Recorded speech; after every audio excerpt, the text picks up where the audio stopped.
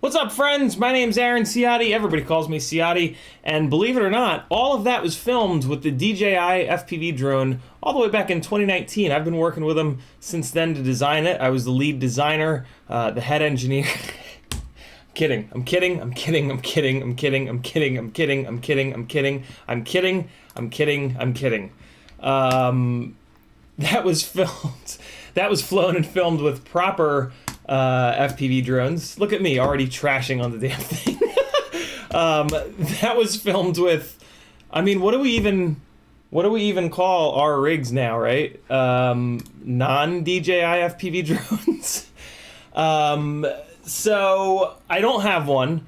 I will never have one. More than likely. The picture that I chose for the thumbnail is the most clickbaity thing I could possibly do. That's just an FPV crate, thus the FPV crate logo. I am going to make a different thumbnail for this video, but I'll wait a little while. I never do the clickbait thing, so yeah. I'll leave a clickbaity thumbnail for a minute. In the chat, we've got Mr. Huggy. He says, let me guess, you got a DJI drone to smash like everyone else.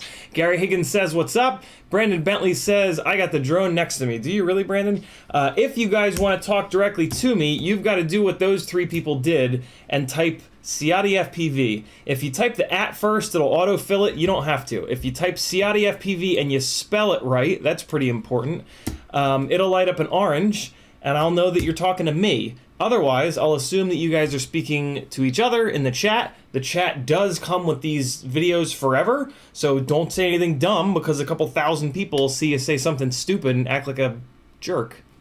There you go. Or do. I don't care.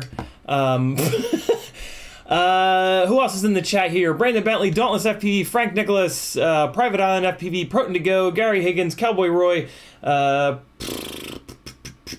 Private Island, Bad Habits, and that's everybody that's on the first page. If you want to hear your name read, you got to get here early. The rest of the folks that tagged me were Brandon Bentley. He says, hey. Family Guyver says, got the day off work. Very cool. Rob Axelson, Lilithium is here. What's up, Lilith? How are you? Lilithium almost cut her damn thumb off. Everybody send positive vibes for her thumb to heal so that she can get back up in the air. I love watching Lilith fly. You should check her out on Instagram. Lilithium, L1L1TH1UM. You will not be disappointed. She rips. Rob Axelson says, not sure what Atlanta looks like, but it's raining in Savannah. You gonna fly it indoors? I don't have it, so no. Lilithium says, what's up? Remy Tim says, hype train, indeed. Banshee Frenzy says, what's up? Brandon Bentley tagged me a couple times. They're called not plastic drones. There we go. There we go. I like that. The intro video was flown by a carbon fiber FPV drone. How about that? Pertigo says, your hairline is really sharp. I wish it was mine. Yeah. If nothing else, man, I got a crazy head of hair. I turn 40 next month. And my dad's got crazy hair too, so I don't have to worry about it. Lilithium says, oh, I like that one. Bespoke quadcopters. Oh my God. Wow, that's true. That's true, man. I was saying to my wife Kristen earlier, like, today, like, things kind of changed for FPV today. This is the first time that there's, like, a legit FPV drone that you can, like, go out and buy in a store. And yeah, so that today, like, officially our rigs become, like, bespoke, like, hand-built, straight up. Non-manufactured. That's cool. Imp Erativ says, is the DJI drone capable of DJI care? It sure is. And I think that's something that we should maybe talk about, right? So since we all know how to build these things from scratch, LiveU has a video up already where he tears it down a little bit. I'm gonna link to the 4 videos that I've watched so far about the DJI drone today. Joshua's, Nurk's, Umagod's, and LiveU's. In LiveU's video, he tears it down. He doesn't tear it all the way down, but he tears it down to the ESC, and he shows how the motors, how the motor wires run and how they connect to the ESC, and it's not that bad. In Joshua's video, he crashes it once, and an arm breaks. It's a plastic frame. That's going to happen constantly. So DJI care is pretty expensive. We can all fix these things. Get where I'm going with this? How much can we charge to fix a broken arm on a DJI FPV drone? Can we charge $200 to do that? I think I would do it for $200. Looking at LiveU, watching LiveU's, oh my God, Rotten Tomatoes says maybe 3D print the parts. I mean, they wouldn't be as durable, although it doesn't look like the molded plastic is all that durable. The flip side of this is that in Nurk's video, he crashed it a bunch of times. No, like, really hard hits, but he crashed it a bunch of times and it held up. So it's not that fragile, but they're gonna break like crazy. I don't know. Looking at LiveU's teardown, it almost looks like we could get into the ESC and desolder a motor. Hopefully the arm just kind of clicks on, right? I mean, it's I don't know. Here, just in case I didn't link to it, here's the actual link to that video that I played during the opening. Go check it out. The music is not that copyright-free stuff, and the music is edited up to it, and you can watch it in 4K chocolatey goodness. Let me drop the links to the 4 videos that I watched so far today. Let me just come over here to my... Well, no, let me not show you guys my YouTube history. All right, so here's LiveU's video. I'm gonna open that in a tab. Here's Tommy's video. Here is a Healthy Gamer GG video that I watched in between. And then here is Joshua's video. So in no particular... Oh man, they're all gonna start playing. Here's Oh My God's video first, just because that's the first one that opened. Tommy's video was really good. Really, really good. Brandon Bentley says it has hidden turtle mode and ESC beep. ESC beep is not hidden. Turtle mode, nobody else has been able to find. That's pretty cool. So there's Oh My God's video. I think that was kind of my favorite, to be honest. You guys know I love Joshua and all, but Tommy's video was really, really good. Come on, YouTube. What are you doing? So there's Tommy's video. Here comes LiveU's video. Oh my God, don't fast forward. Come on. Share, copy. All right, there's LiveU's video. And then we've got Joshua's video coming at you. There's Joshua's, and here is Nurk's video. All right, so there you guys go. Those 4 videos are everything I know about this thing. Everything. I've watched all 4 of those videos beginning to end, other than LiveU's video.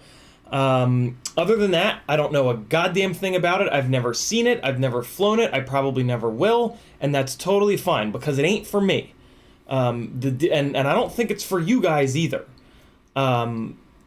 This rig is, in my opinion, very, very, very, very, very specifically for brand new people to the hobby.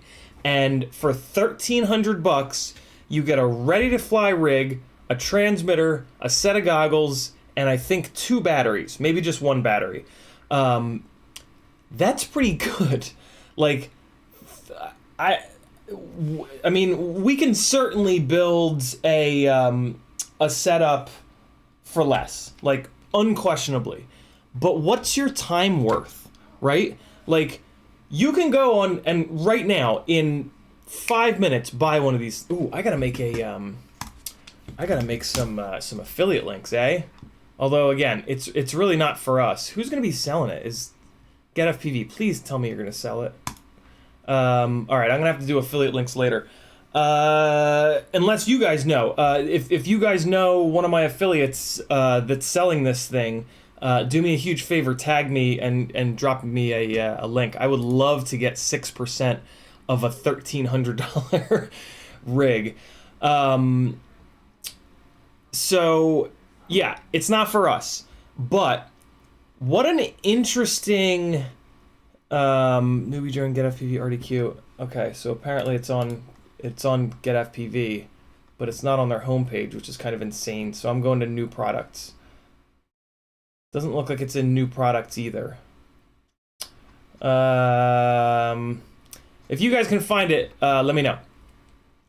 It's not for us. That's fine.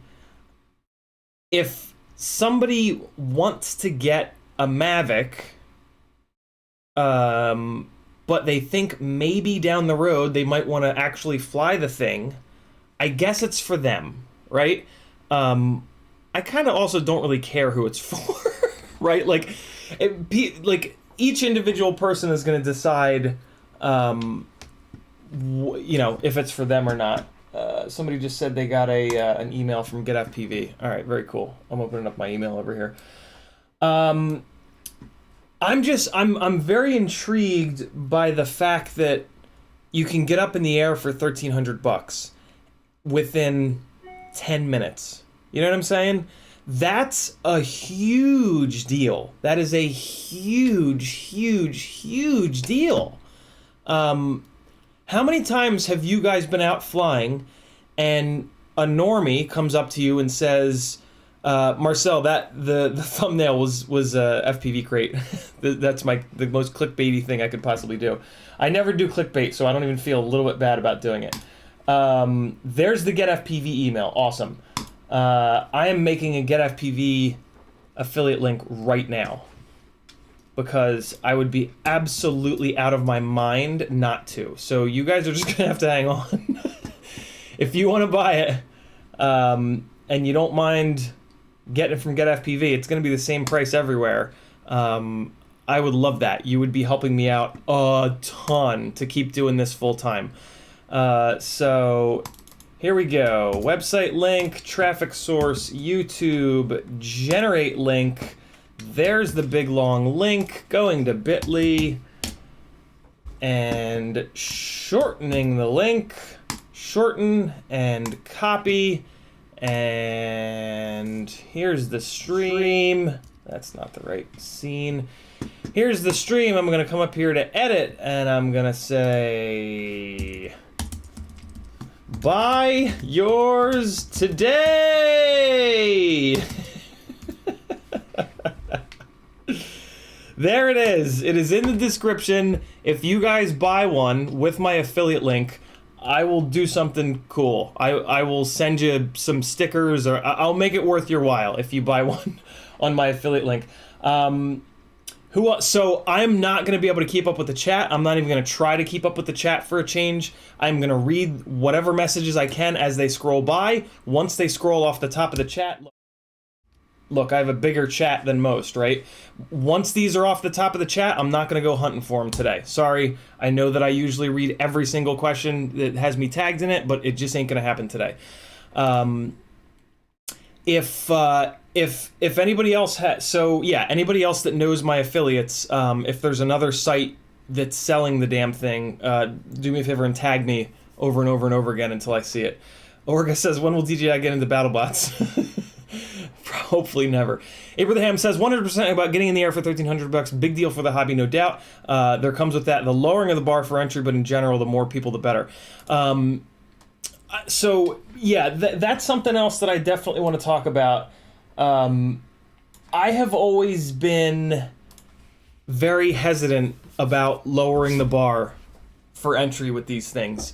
I can understand both sides of it. On one side of it, it absolutely terrifies me that someone who hasn't gone through the time and effort and trouble and responsibility of building one of these damn things is able to get up in the air with it's probably like 800 grams. It's a 6S 2000 mAh battery, so it's probably at least 800 grams. To be able to take that thing, flip it into sport mode, and go 60 miles an hour into somebody's face. RC Ritter says more idiots in the air. Yeah. That horrifies me. All right? Absolutely horrifies me. The flip side of it is, it happens anyway, right? Like, just because you took the time to watch a couple Bardwell videos and learn to build one of these things for yourself, like, it's not that hard.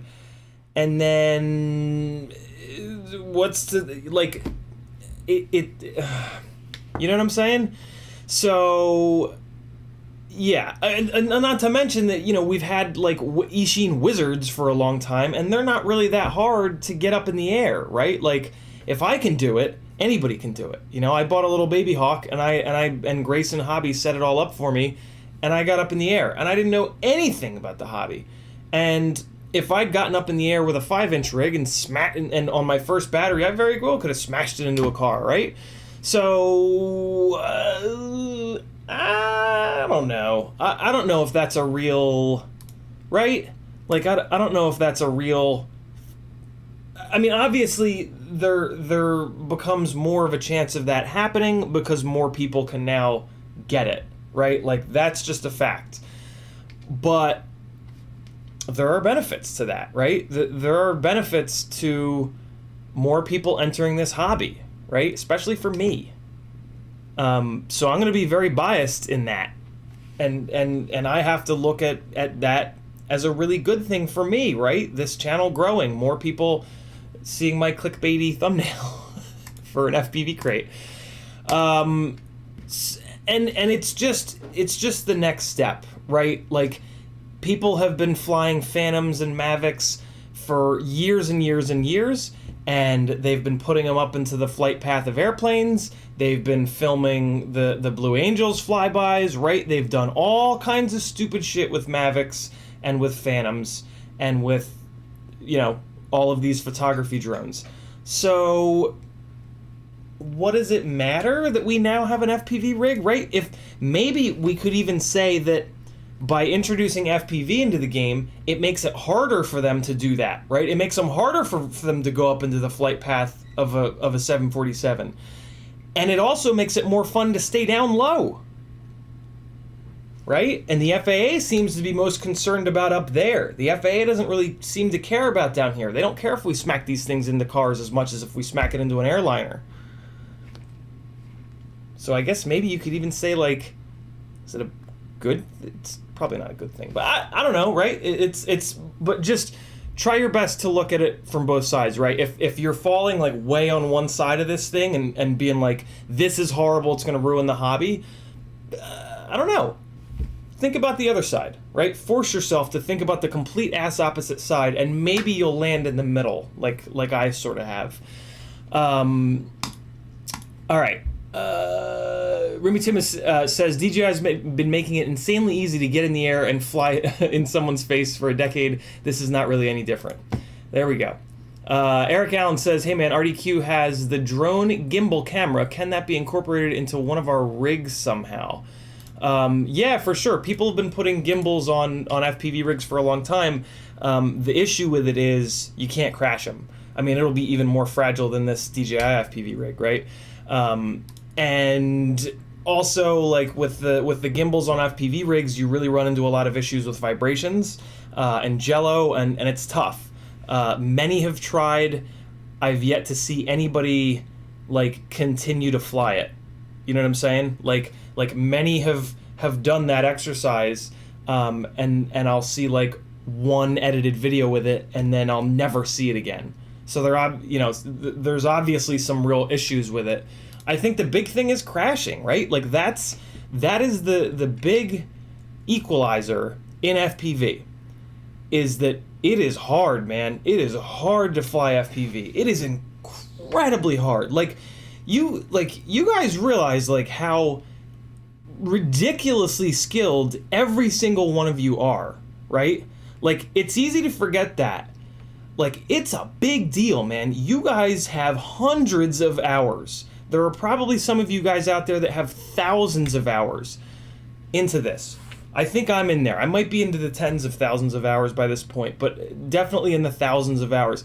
That's a big deal, man. Like, that's a ton of stubbornness. That's a ton of, like, just, no, I'm gonna get this. I'm gonna do this. That's a ton of going back to the thing that bit you in the ass yesterday and fixing it for the 70th time. That's a big deal, man. That is a big deal. And this is now going to allow people that buy this thing to enter into that world. And it's a little scary, right? But at the same time, they're going to go through the same stuff that we did, and most of them are not going to be stubborn enough to stick with it. And then we're going to get to buy these things on the used market for really cheap. Or we're going to maybe get to make money selling them. What the hell just happened? My computer's acting very strange right now. So there's that. Double A says, there's something that Bob said that no one else is even mentioning, the whole being restricted in the wrong zone. What do you mean, Double A? Tag me again and build on that. I'm not getting it. Athix says at least on a low carbon diet, less damage from physical impacts probably, but it's still heavy as F. True, and it is plastic, so it's not going to hit with the same ferociousness as our carbon fiber rigs do, right? So maybe that'll help when people start bouncing them off stuff. I mean, go to YouTube and type in drone fails, right? Just like Remy Tim said, like 10 years of drone fails. Just because we go a little bit faster, it's all the same stuff, right? It's 16 spinning knives. So, yeah, it's not, I don't think it's the end of FPV. If you do, I challenge you, because you're way over here, I challenge you to come over here and maybe meet somewhere in the middle. Brian Ledmeraw says, I never fly my Mavic 2 Pro, but I bought one anyway. I might actually buy this DJI. I bought the protection plan because I will smash it, I'm sure. Frank Nicholas says, nope, on altitude, 3+ mile range out and out. Default ceiling limit is 500 feet, but can be adjusted on my other DJI to 6,000 plus vertical. Yeah, I'm sure people hack it in 10 minutes from now, and it'll become pretty easy to defeat all that stuff. So, Rob Axelson says the FAA will find it easier to locate these pilots and their flights with all the DJI remote ID. That is absolutely true. In Nurk's video, he shows in the application, you can pull up a map to show where you are, a GPS map, and it tracks, and you could see the squiggly lines of his flight path. It is tracking his entire flight path. So anybody buying this thing, they're on the hook, right? They go bouncing off something important, they're going to federal pound me in the ass prison. Maybe not. Who knows what movie that's from. Eric Allen FPV says, gotcha, I completely understand that, thanks. YouTube just did the thing, finding my spot. Dauntless says, the first time I ever flew, I got so frustrated because I didn't understand how it worked. Yep. DJI has helped with that in a lot of ways. They've really put the training wheels on for this thing to help you get over that. But the first time anybody goes into full acro mode, I mean, they're going to get a taste of what we've been dealing with, right? And it's not going to be easy, and they're probably going to go right back to angle, well, they're not calling it angle mode, what do they call it? Sport and normal mode? They're probably going to go right back to sport and normal mode. Didn't you? If you started flying in angle mode, the first time you went to acro, didn't you try it for like 30 seconds and go, nope, this is completely impossible. This is literally impossible. It's absolutely ridiculous that anybody can do this. Those guys are better than me. I can't do this. This is fully impossible. I can't do it. I'm going back to angle mode. Do you have that experience? I know I did. I had that experience over and over and over and over again. It was with a line of sight rig, but I still had that experience, and I bet you a lot of people will. And I bet you a lot of people will go right back to sport and normal mode and just, okay, that's fine. And then it's a Mavic. Right? It's a Mavic that we can fix. It's a Mavic that we can potentially charge them $200 or $300 to fix. That might be cool. What if we can figure out how to fix these damn things in like an hour? Right? Charge somebody $300 for that? $200 for that? Come on. If you're interested in that, figure it out today. Start that process now. Don't wait. Everybody that's ever done something awesome, you know what they all talk about? The first time they did it. Right? The first time that they did it. They took that step that first day. If you think you can do that, today is that day. Start now. For real. Start now. Right? All this that I've built, it all started that first day when Joshua came down here to hang out. And he said, hey, let's do a quick live stream. I was like, okay. If I hadn't done that, none of this would exist. I'd still be a hobbyist. I'd still be working in a PM job. I'd probably be miserable. Nah, maybe not. Maybe not. You know what I'm saying, though? If you're interested in that, today, man. Today's the day. Do something today. Do a 5 minutes of Google research, and then do 6 minutes tomorrow. Marcel says these people have lots of money. Goddamn right they do. $1,300, right? How many people are going to drop $1,300 today? and tomorrow and the next day. There's a lot of people that have a lot of money, and they're gonna ram this thing into a tree, and DJI Care is probably gonna get backed up like crazy, right? And there's gonna be a 2-month wait. So what if we can charge them $500 to fix these damn things? Because we can bang it out in a week, right? If you're interested in doing that, today, man, start it today, and then do something tomorrow, and the next day, and the next day, and the next day, and the next day, and the next day. And 6 months from now, you'll be making $1,000 a day fixing DJI FPV drones, right? Maybe, maybe not. Maybe not. Maybe you take a shot. You do 20 hours of research in the next couple of weeks, and then it falls off. That's okay. You tried. That's cool. Maybe next time something interesting happens, you'll try even harder. And then maybe that time it'll happen, right? Now I'm getting into a whole mental health discussion, but do something, right? Do something today. Ah, there's Halfboard saying, don't tell me what to do. Halfboard also saying, I never thought I'd be able to fly in my house in acro, and I'm doing it now, and I'm still a noob. See? There you go. We've all done this, right? We can all fly. We all started flying on a day. There was a day that we all said, I'm going to do this, and today's the day. And that day was awful. The first day that any one of us flew was horrible. But we came back and we did it again. And then we did it again, and we did it again, and we did it again. And so do something else. Do something new today. Brian Ladmiraw says, I meant to say that I might actually fly this DJI. I'm such a drone junkie, I absolutely don't need it. Got it, Brian. Bill Clark says, DJI users are like golfers. They do not make their golf clubs. We would make the golf clubs. There you go, Bill. I like that. Finn FPV says, damn, man, you're sending us all the good vibes and compliments we need today. That's what I'm here for, Finn. I mean, that's not what I'm really here for, but it's something that I love doing.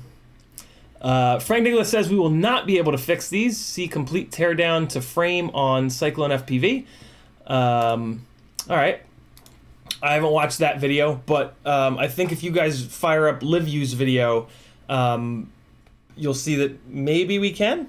It looks pretty straightforward in LiveU's video, the way that where they put the ESC, the pads are right there, and then the wires just go out to the motors. So I don't know. I don't have one. I haven't torn one down. I'm trying to figure it out right along with you guys. I mean, anything can be fixed, right? So if it doesn't, if it ain't easy, that just means we can charge more. Athix FPV says, not to sound mean, but the new drone fail's coming. Yeah, for sure. Or maybe not. I mean, think of it this way, right? It's an awful lot easier. So you buy a Mavic, you buy a Phantom, you hover it up in the air, you have no experience, you're staring at your stupid phone or whatever, you mash forward because you're at your friend's wedding, right? And you want to make a cool wedding shot. You mash forward, not realizing that it's not going to change elevation, or God knows what you're not realizing. You don't know anything, right? You mash forward and you smash into the bride's face because you're staring down at your phone, right? And because maybe the gimbal is facing the wrong direction. Versus, you have an FPV drone. First of all, the first time that you fly it is not at a wedding, because it's an FPV drone and it's kind of obvious that it's a little bit harder. It's a little bit harder to fly, right?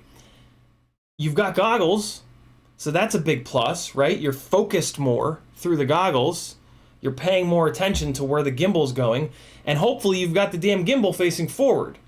So you nose the thing forward, your gimbal looks into the ground, and you go, oh my God, and you let go of the controller and it stops. Or you hit the hold button and it stops, right? And you don't smash the bride in the face. Instead, you actually try it in your yard, and FPV is hard, so you crash it. And then you can't fly it at your friend's wedding anyway. I don't know. I don't know if it'll be. I feel like it'll be more. I know this sounds crazy, but I feel like it'll be weirdly safer, because the issue with the Mavics and the Phantoms is they're too easy to fly, and you don't have to have any goddamn skill to just stare at your phone and right? This is not that. This is harder to fly, and it's with goggles. So goggles are a good thing, right? Have you guys ever tried to fly from a screen? It is impossible. If I've never actually seen someone flying from a screen other than on YouTube. If I ever do in real life, I'm gonna bow to that person and hug them and give them a crisp $5 bill, because that person is crazy and way better than me at flying. Like, if you're able to fly from a screen on your transmitter, that's nuts. That's so much harder to do than flying with goggles. So just by the fact that this thing forces them to wear goggles, I guess it doesn't really force them to wear goggles, but that's the whole point, right? Maybe it'll be safer. You guys think? I don't know. Abraham says, what's to stop moving the parts to a carbon frame? Ooh. LiveU's Teardown. Go watch LiveU's Teardown. There's a lot going on. There's a lot going on, man. There's a big old fan up on top for the gimbal. There's all kinds of stuff going on in there. To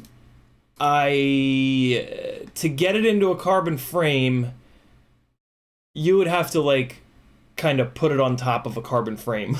I think.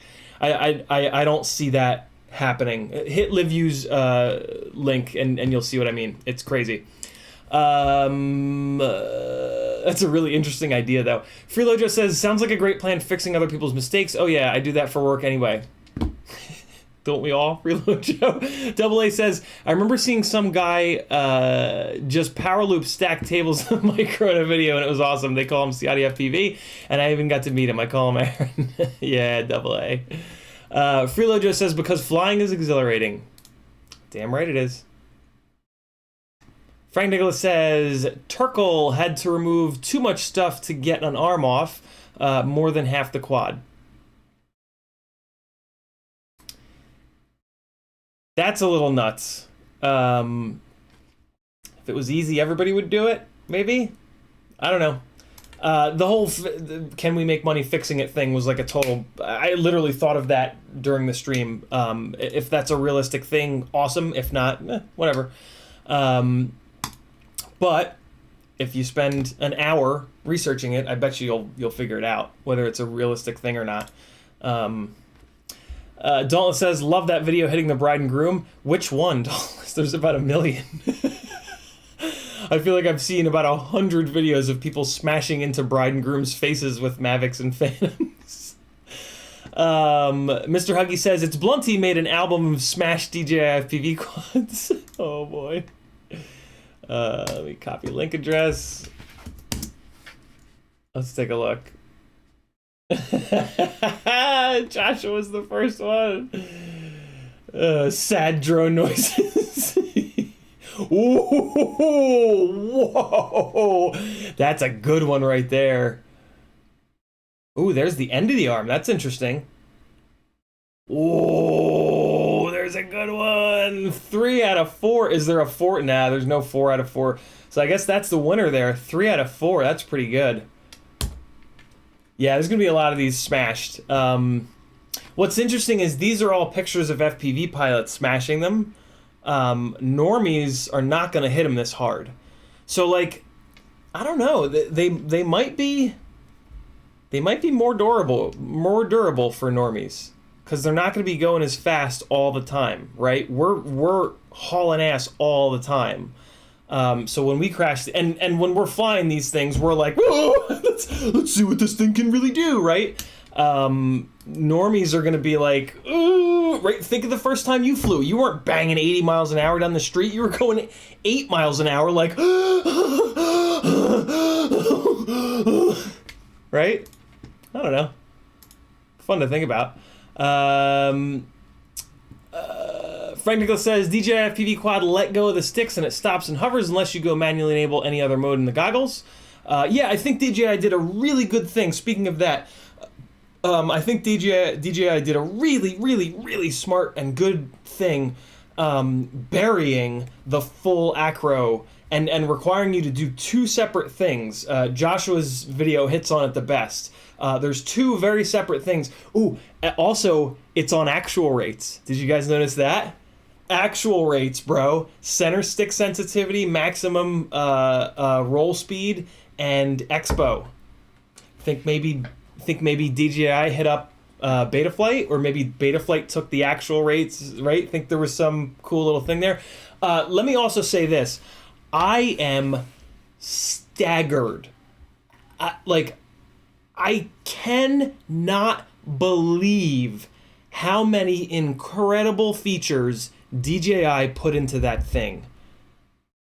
Like, watch those videos that I linked you guys to. It is nuts. Like, I can't believe it. I cannot. It feels like they've been working on this thing for like 2 years. I don't get it. I am so blown away by the feature set in this thing, and by like the way that they integrate it. I mean, I guess it makes sense, right? Like, they've had the goggles out for a while, and they've got the Mavics and the Phantoms, and they've got all this feedback and years and years and years of that.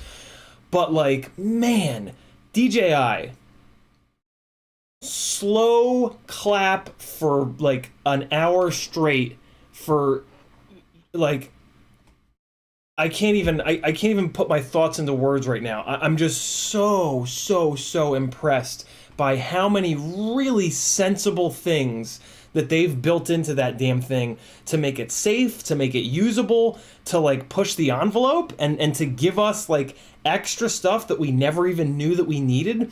When you're flying around FPV, your home point, the point on the ground that you took off from, is an H. Every time, you could be a mile out, when you turn back, you'll see a little H on the ground. Like, it's on the ground. It's not just a stupid arrow like we've got in our, caveman iNav or whatever, or Betaflight. It's like a little H, and it moves around. Like, that's super cool, right? And there's a million things like that. There's a million things built in there that are like, oh my God, that is really, really cool. That really, really, really makes a ton of sense. And just, so like, I'm also really looking at, like, with the background in motorsports, the car companies spend a ton of money on motorsports because of trickle down. All of the technology in all of the current tech in motorsports will find its way into passenger cars like 5 or 10 years later. And I'm excited for that, man. This is the first time we're going to get to see that, right? We've had to fight and claw for everything that we've wanted in the flight software, in like everything, right? Because we've never had a company with $11 billion make an FPV drone. And my God, did they do a good job. I'm like, I'm just shocked. I'm absolutely shocked what a good job that they did. Is it perfect? Of course not. Because you're a crazy person, and so am I. Right? We're the nutballs, not them. DJI possibly made a perfect FPV drone. Bill Clark says the emergency stop feature is very clever. Oh my God, yes. In Tommy's video, he goes like a couple hundred feet up and just points it down and just does a straight down dive. And it's roughly where our arm switch is. There's a button right here called hold. He points it straight down, lets it fall 100 feet, terminal velocity, 100 miles an hour, hits the stop button, the damn thing goes and just stops and just goes into a hover. Then he takes it in a parking lot and he goes full speed, which is 60 something miles an hour, hits the stop button and it goes whoop and just stops on a dime, stands itself completely up, full thrust, because why not, right? It's computer controlled at that point, so why not put it up at 89.9 degrees, full throttle, yank that thing to a stop, and then into a perfect hover. I can't do that. Neither can you. You can't put your rig up at 89.9 degrees. You're going to either do too much and drive it into the ground in that super panic situation where you have to stop instantly, or you're going to do too little and you're not going to give it the full force for stopping, right? That's pretty dope. There's a whole bunch of stuff like that. There's a whole bunch of stuff like that that it's just like, oh my God, right. But we didn't have access to it because we're a niche within a niche within a niche within a niche within a niche, right? So, man, I don't know. As scared as I am about dummies buying this thing,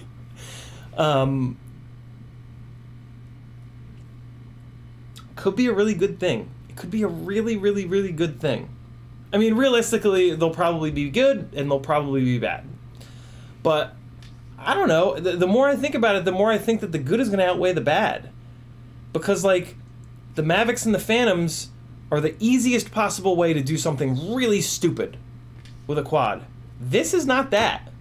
FPV is not an easy thing. It's not an easy way to do something stupid. And until you put that thing into fully manual mode, it's exactly the same as a Mavic or a Phantom, but with goggles, which make it easier to fly. So if anything, it's safer, right? Tag me and correct me if I'm wrong there. I don't know. I didn't plan on doing this video. I didn't even make a thumbnail for this. I woke up. I didn't even realize today was the day. I woke up. I turned on YouTube, and I saw, and Joshua's video was in my recommended as the first one. I was like, all right, I guess today's the day. And I put his video on, and by the end of his review, I was intrigued. And then I went, and it suggested Nurk's video, and I let that roll. And I was more intrigued. And then I watched a Healthy Gamer GG video to get my head right and get me in a good place. And then I watched LiveU's video because I saw he was tearing it down. I was like, oh, cool. And then it auto-suggested Tommy's video. And at some point in Tommy's video, I was like, it just really kind of hit me that, like, things change today. Like, today's a day. Today's one of those days, right, where, like, there's gonna be a shift, and I just, my brain was just like, all right, I gotta do a stream about this. I gotta take care of take advantage of a little bit of clickbait, right? And I never do this. I never jump on the hype train, and I really need to start because it's a really important thing for somebody that, you know, is making his living doing this. So yeah, speaking of me doing this for a living, if you want for me to be able to continue to do this full time, which I have been for almost a year, I need everybody's help. I need everybody to just do something. The easiest way to do something is to go to CiottiFPV.com. I've got a Patreon page linked over there. I've got a Teespring with shirts like this that have Clam Man on them. If you don't know who Clam Man is, you're about to. 諦めんなお前どうしてそこでやめるんだそこでもう少し頑張ってみろよダメやめ諦めたら周りのことを思うよ応援してる人たちのことを思ってみろってあともうちょっとのところなんだから俺だってこのマイナス10度のところしじみが取れると頑張ってんだよ絶対やってみろ必ず目標達成できるだからこそネバギブアップ Now you know who Clam Man is. This is a shirt that I've got over on Teespring that my wife designed. If you want to remind yourself to never give up, maybe you have mental health stuff like me, maybe you just, you know, want a little message of affirmation, there you go! There's a bunch of stuff going on there. If you find yourself doing an order on Amazon for anything, all of these, if you're doing an order for anything, Amazon, GetFPV, ohmygod.com, FPV Crate, and there's a bunch of other affiliate links there. If you just somehow, I never do, but if you can somehow remember to click my affiliate link before you do that order, I will get 6% of that order for free. It's free money. And that helps me a ton. It also helps me, you guys just hanging out. YouTube loves it. If you want to click some buttons down here, that's awesome. If not, that's cool too. Just you hanging out is a big deal. That helps me. So, yeah. Thanks for that. Sold some car insurance to you guys. Let's get back into the chat here. Mechanicurn says Phantoms have their own goggles. They do, but aren't they like $11 billion? I don't think anybody really buys those. Abraham says, stop on a dime all the time, just gotta find a suitable tree trunk. Mechanican Kern says, Phantoms have their own goggles. Scroll. RC Ritter says, Tommy's video sold me. Yeah, right. Tommy's video was really, really good. Don Ladd says, love me some Clan Man. T-Bird says, come to the dark side. Dauntless FPV says, how's it gonna fly with a bent prop though? So Dauntless, watch Nurk's video and you will get a good idea of that. He flew it for months and beat the hell out of the props. Here was my comment on Joshua Bardwell's video. DJI, you made your proprietary propellers have red tips. You made your neutral gray proprietary propellers have red tips, and there are props in view. Why? It's the only thing I can like ding it for at the moment. I'm sure I'll find something else, but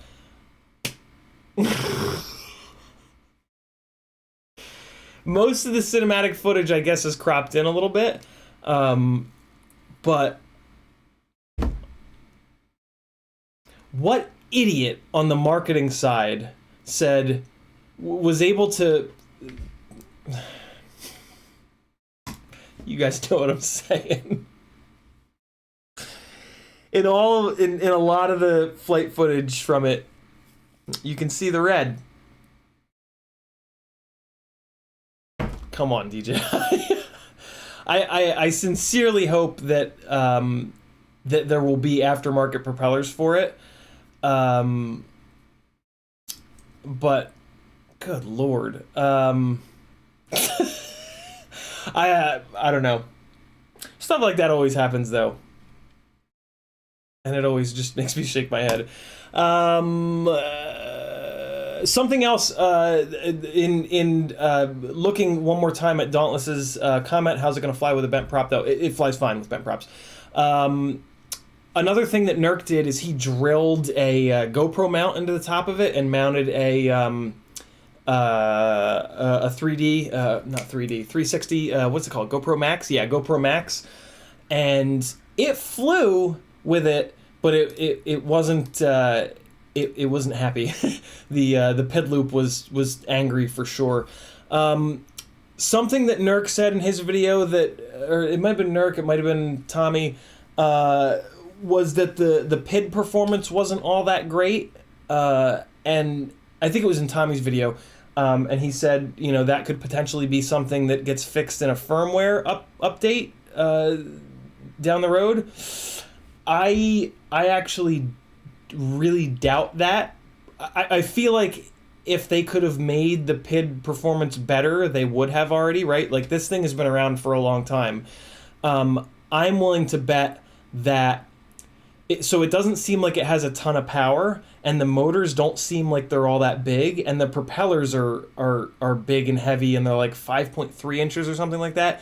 I can pretty much guarantee you guys that they spec'd down the motors, and the motors don't have the response time to give it the really good PID performance, because that's what it all of the footage that I've seen from the onboard where it wobbles, that looks to me like the same kind of wobbles that you get when you have an over-propped motor and prop combo.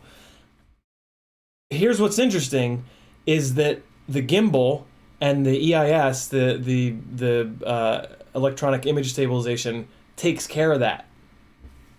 And what's interesting about that is, who cares? Who cares if it wobbles in the FPV view? Right? Why do, it's... For us, it really matters because we're hard-mounted. Our GoPros are hard-mounted, right? But if the HD footage is smooth, who cares?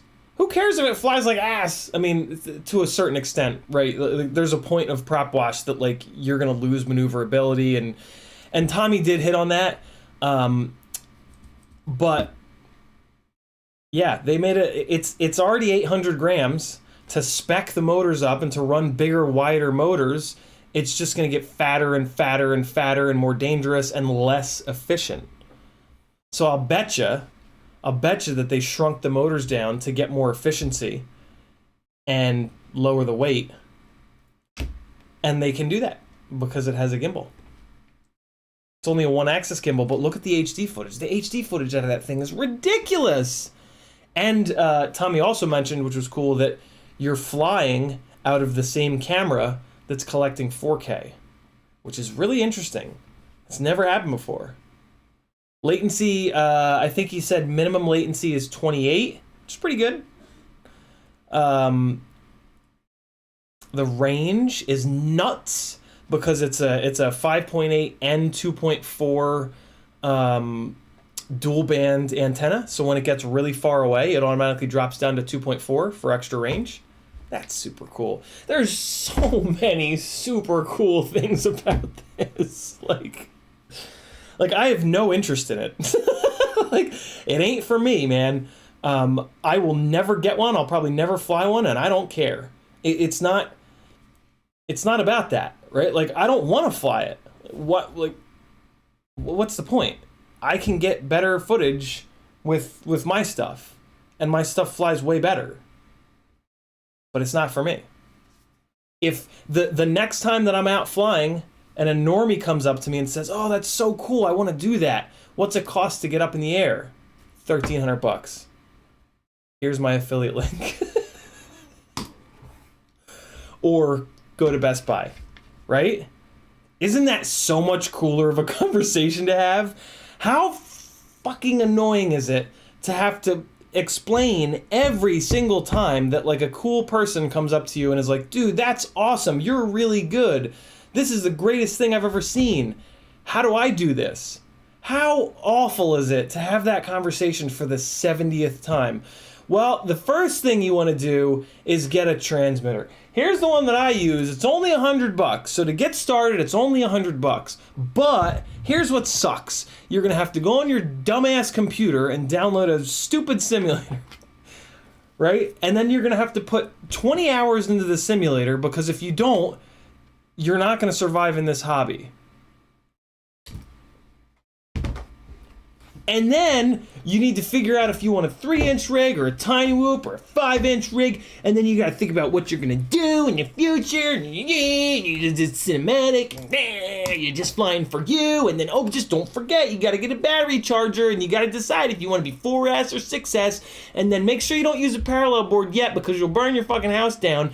Make sure that you just charge the batteries individually. Oh, and don't forget, you also got to make sure that you pick if you're gonna go digital or analog now, because analog is kind of on its way out, but that's what I fly because I'm a broke-ass bastard. But you should probably go digital. It's going to add to the cost, but the DJI goggles are really good, and it's probably the future, but maybe not. If you want to do long range, though, because a lot of guys like long range, probably don't do digital, maybe analog, because you can go a little bit farther, and you can do this and that, and a half an hour later, it's fucking dark out, and you can't fly anymore.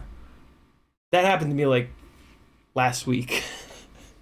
He's like a really nice guy, and I just started talking because I like talking about this stuff, and he was like super cool to me. He was like, "Dude, you are amazing. That's the coolest thing I've ever seen," right?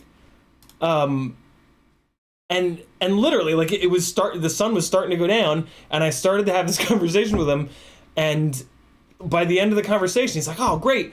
And he gets in the car and drives away, and I put the goggles on, and it's fucking pitch black. It is pitch fucking black in the goggles. And I was like, "Ah, shit." And that's when I was telling you guys about how I was in a parking lot, and not all of it was the mega church that I always fly at. And I was at a part of the parking lot where the street lamps weren't on, but like way over there, the street lamps were on, and I know that the Micro Eagles can deal with street lamps as their only source of light. So this is when I got my little line of sight practice, and I took my goggles off, and I real carefully line of sighted it up, and all right, tail in, and I brought it over there by a street lamp, and I landed it, and then I put my goggles on, and then I could see. And then I was just testing. I was testing the high-speed rig. But how much easier is it? And again, like we talked about earlier, $1,300 is not bad to get in the air, man. How much time would it take you to build a package of equipment that's less than 1,300 bucks. Get it all in. Look up the YouTube videos. Build it. Triple digits, basically. Build it all, right? Like, what's your time worth? Is your time worth, even if your time is only worth 20 bucks an hour, right? Like, so I'm not talking about like your work time, right? I don't care what you make at work. That's not it, right? This is outside of work, right? This is when you leave work. When you leave work, what's your time worth? If you're gonna leave work and do more work, you should probably like try to get more than like 20 bucks an hour. But let's just say 20 bucks an hour, right? How much time would it take to get up in the air? 50 hours? Realistically, right? Your first build, your first scratch build is going to take forever. I guess you can just buy a bind and fly. But it's still going to take a ton of hours, right? And don't undervalue your outside of work time, right? Your outside of work time, if you went and did an 8 or 9 or 10 hour day and then you came home, don't charge 20 bucks an hour, charge 100 bucks an hour, because that's your time, man. That's your fun time. Value your fun time at a lot. So at 100 bucks an hour, your fun time, no, it's going to cost you 10 grand to get up in the air. Right? So, 1,300 bucks. It's a lot of money. It's a ton of money. But,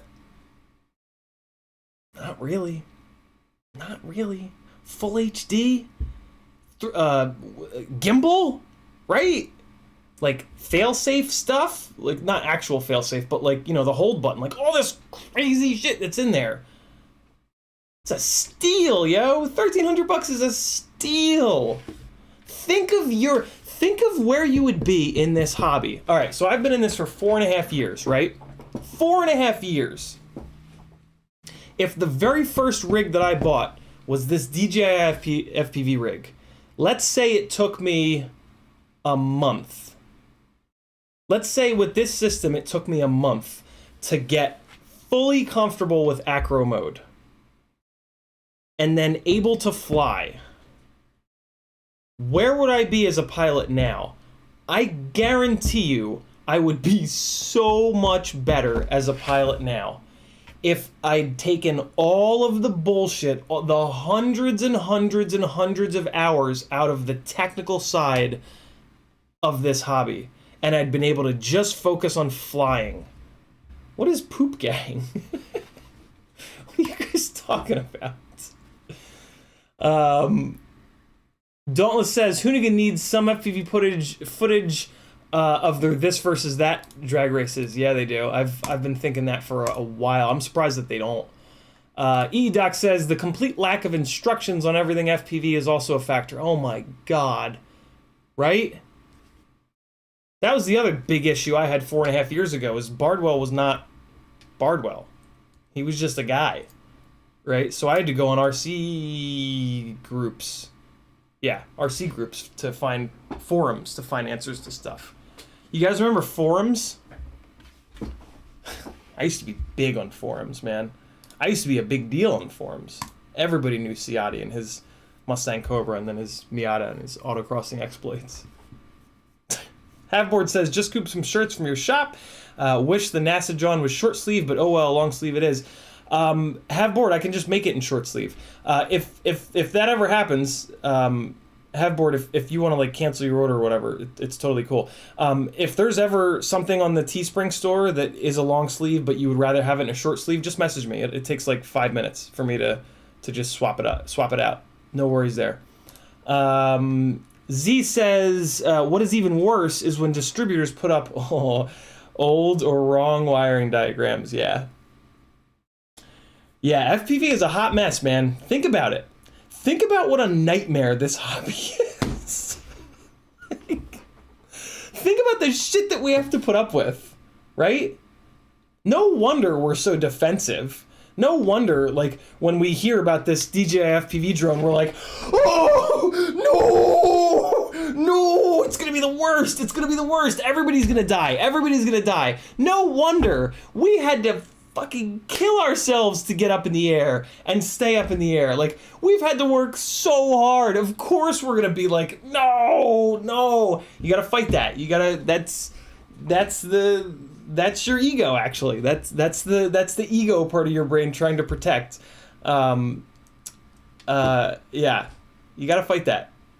You gotta force yourself. It's not easy. It's hard to do. It's called ego work. Look it up. Your ego is your protector. It's your autopilot. Your ego is in control 95% of your day. The other 5% of your day is when you're in the now, when you're living in the current moment. You're not thinking about the future. You're not thinking about the past. You're not reacting to situations because of past traumas. It's the now. And that's what meditation does, is it teaches you to live in the current moment so that your autopilot, your ego, is not running the show all the time. Because maybe your ego is not perfect, right? Maybe your autopilot is not the person that you want to be. Mine certainly isn't. But it's hard. It takes work. Ego work, yo.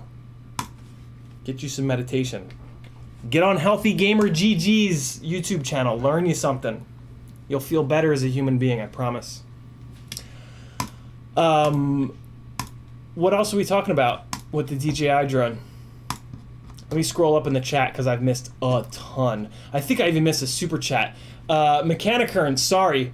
50 Nokias. He says, dude, flyable. It's mostly a DJI with acro trainer, an acro motor. Acro mode. Saw Joshua Bardwell's video. I felt like buying it for my 71-year-old dad. He's got a Phantom 4P. Oh my god. Oh man. What a cool present.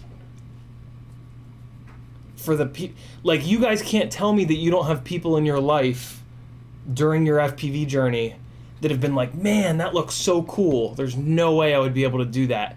And like, certain people will say that and you're like, yeah, you're right. Right? Because there's certain people in our lives that just aren't as stubborn or as insane as us, right? But then there's other people in your life that have probably said that and you're like, you could, and then they don't.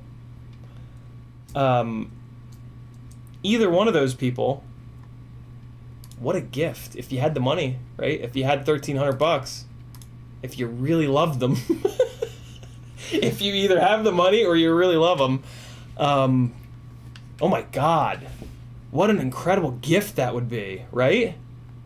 To give someone a simple way, not even just a simple way, a realistic way to experience flight. That's what it's all about for us, right? That's the drug that we keep snorting, is the fucking majesty of flying through the goddamn air. Right? We can give that to people now, and they'll have some chance of actually doing it. Have you guys ever gotten somebody into this hobby and felt terrible? Like, I feel bad on the stream, man. Sometimes, like, you guys ask me questions in the stream and I'm like, oh my god, I'm perpetuating this horrible cycle. I'm gonna ruin this person's life. They're gonna get fucking divorced and it's gonna be my fault. Yeah. Damn, what a gift. What a gift. In Tommy's video, he has the little motion controller thing, the little handheld motion controller thing. And he has his cameraman fly for the first time. Like, never flown before, nothing. And he flies around. He flies up and around some trees and down, and the whole time he's like, oh my god, this is so cool.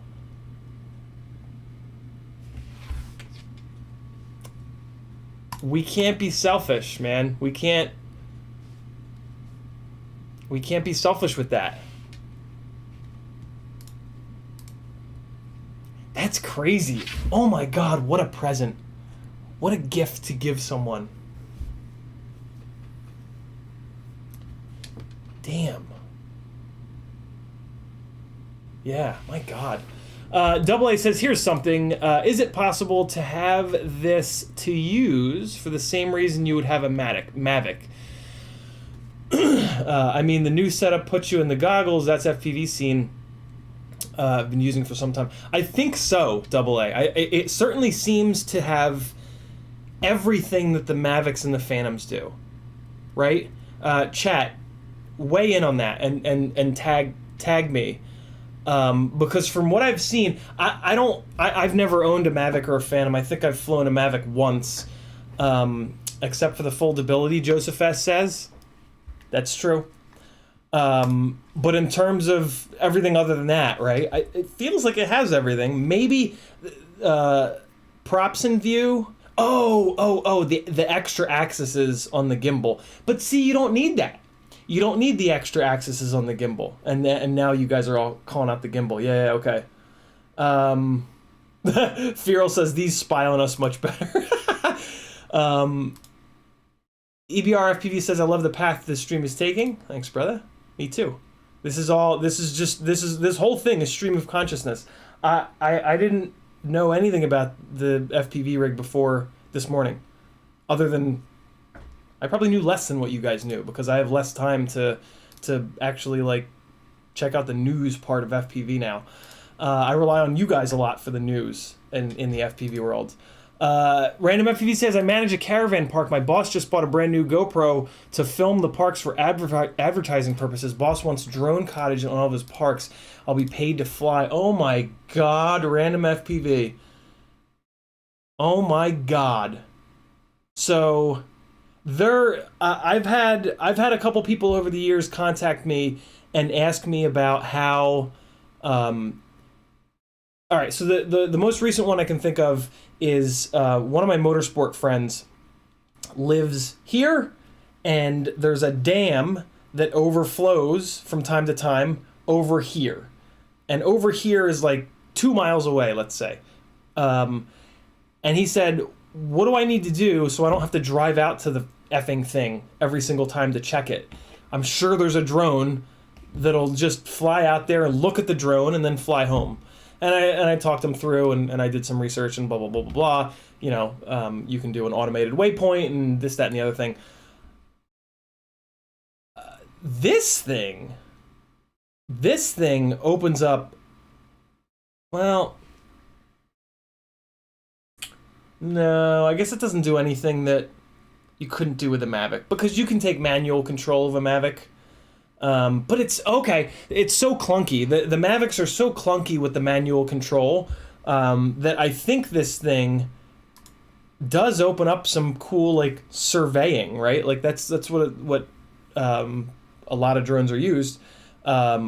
This opens up some interesting surveying stuff, doesn't it? $1,300, a set of goggles, and oh yeah, and it gives that person buying it for surveying the ability to like actually get into FPV, right? Mavic ain't gonna get you into FPV. Mavic is gonna get you into being annoyed by drones. I don't know.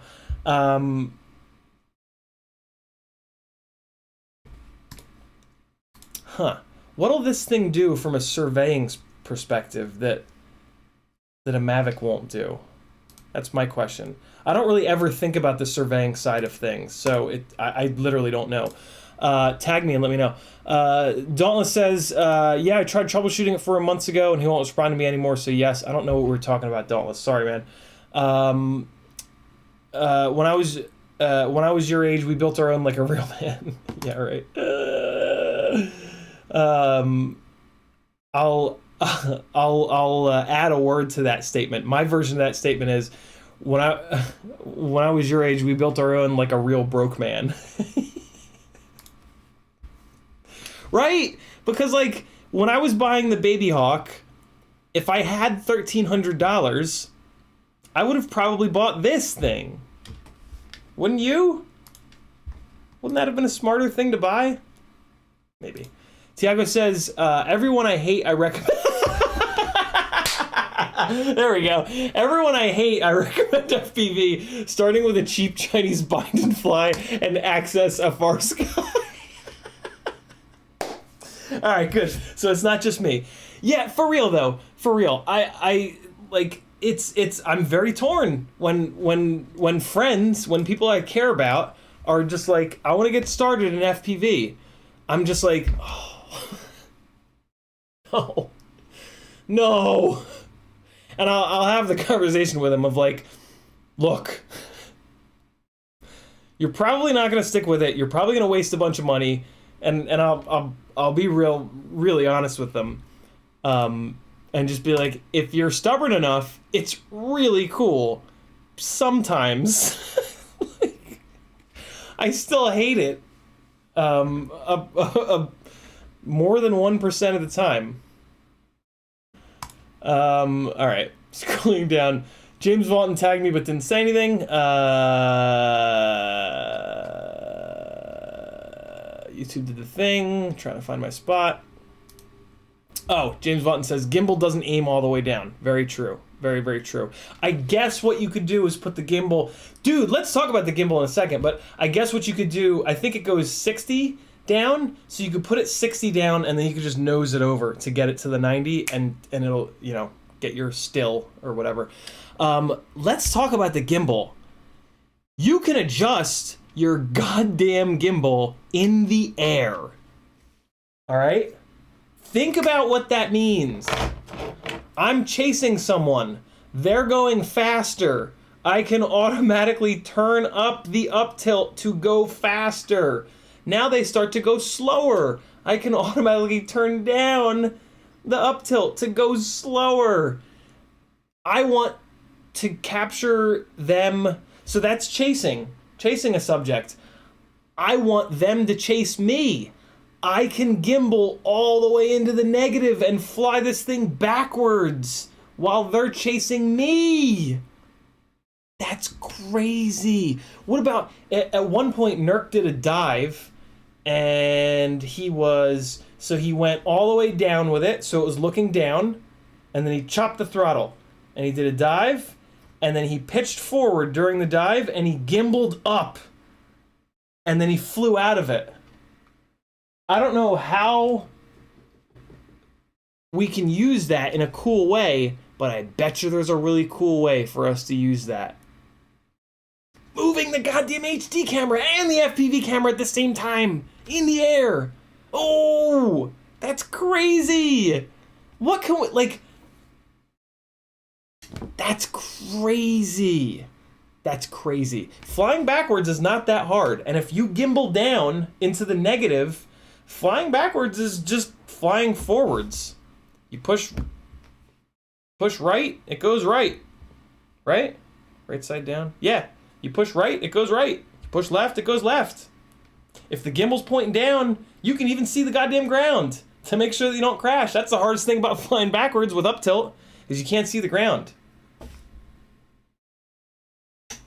What can we do with that? You're nose down flying forward, you flip around, gimbal down, and start flying backwards. You're doing a building dive at positive up tilt. You turn around. Oh yeah. Oh yeah, right. Oh yeah, right. You're coming down the side of a building. Oh my God. With normal up tilt, you rotate yourself around. So the one of the tenets of building dive is that your propellers at 0 throttle are always on, pulling you out, but the angle of the quad and the wind and the airspeed is pulling you in. So when you do a building dive, you can adjust where you fall with your pitch, right? So now you can rotate this rig around. Here, this is actually a perfect rig to show what we can do with the gimbal because of this little Insta360 Go mount. Right? Check this out. Okay, so we're regular up tilt. We're coming down the side of the building with normal up tilt, looking straight down, right? You yaw this thing around, halfway around, you push the up tilt up, you can keep building diving. And now you're looking up the building.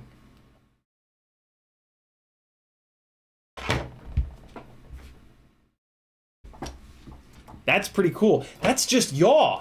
All you're doing is pushing the yaw stick. You're pushing the yaw stick, and you're flipping the little dial. I bet you on the dial you can set like or there's the custom button. You can probably set the custom button to go like 30 degrees down, right? So that you hit the custom button while you're yawing around, and the thing automatically goes whoop. Props are gonna come into view, right? No, maybe not. No, props are going to go out of view. I noticed that. When Nurk did that dive and he brought the camera angle back up, the props came into view. So when it was down, the props were actually out of view. What else? Like, who knows what else? We've known the specs for this thing for 6 hours. Reading through some of the chat to get a little bit caught up here. Video stabilization. Gimbal goes 60 degrees down. Mavic does 90 degrees down. Yep. Mavics can... Oh, very true. BeepTube says Mavics can follow and do some other autonomous things. I have to assume that if that's not already turned on, that they'll turn that on. I cannot think of a single reason that they won't give this thing everything that the Mavic has, right? It just doesn't make any sense that they would do that. I guess maybe if they want to keep selling Mavics.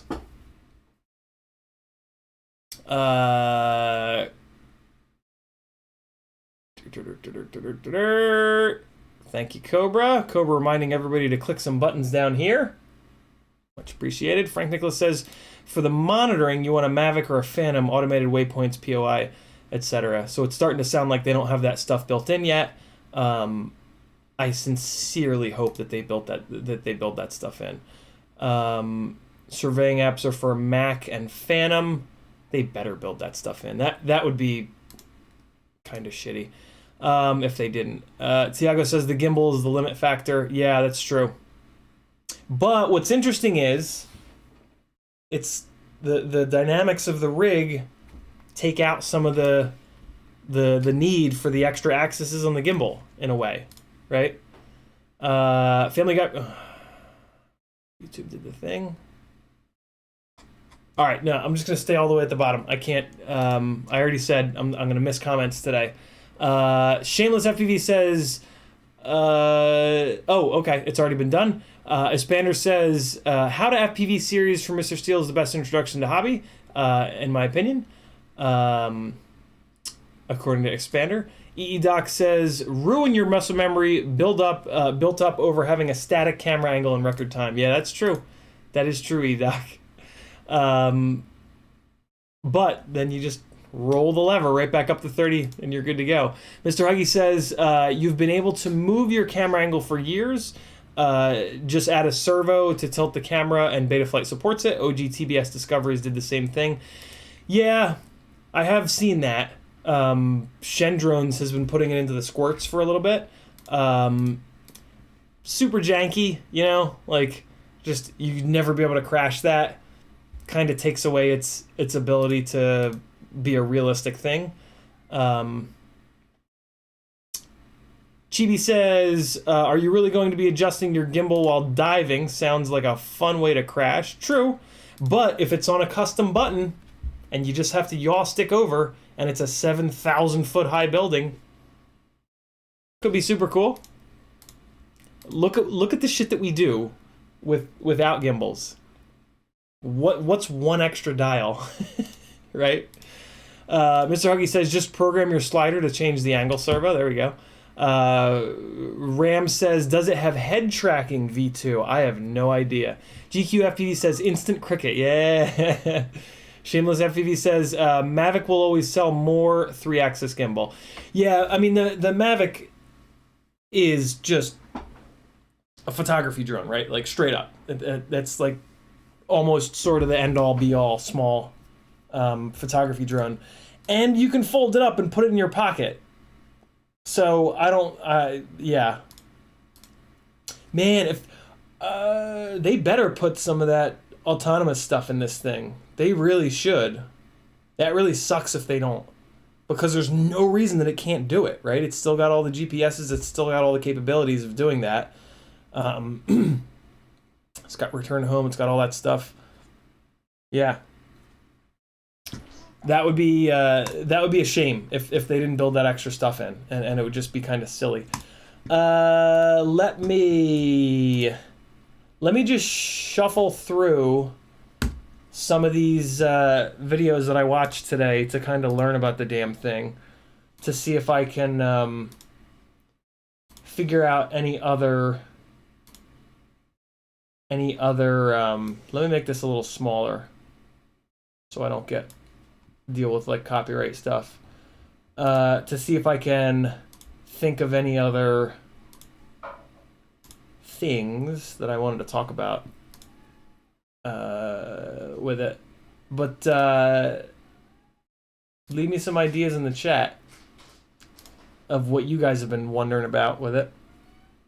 Again, I don't know anything about it other than what I've seen this morning from Joshua, Nurk, Oh My God, and LiveU's video. But luckily those guys did an amazing job with their videos to show us what's going on.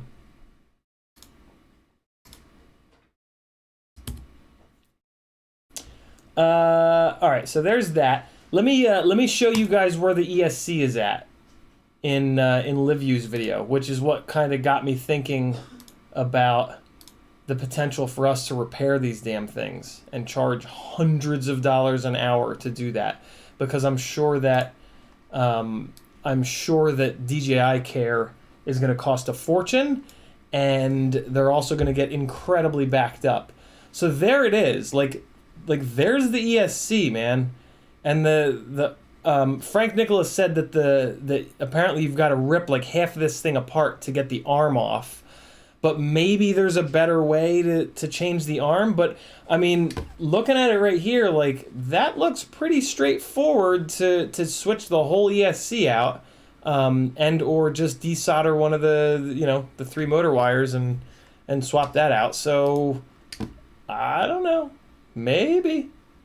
Where does he pull the arm off? There, he pulls the little cover off the arm. There's your little motor. I don't know. We'll see. Somebody will do the research and hopefully let us all know. So that's pretty interesting there. These things are going to break off. I can't believe how small of a crash broke the arm on Joshua's.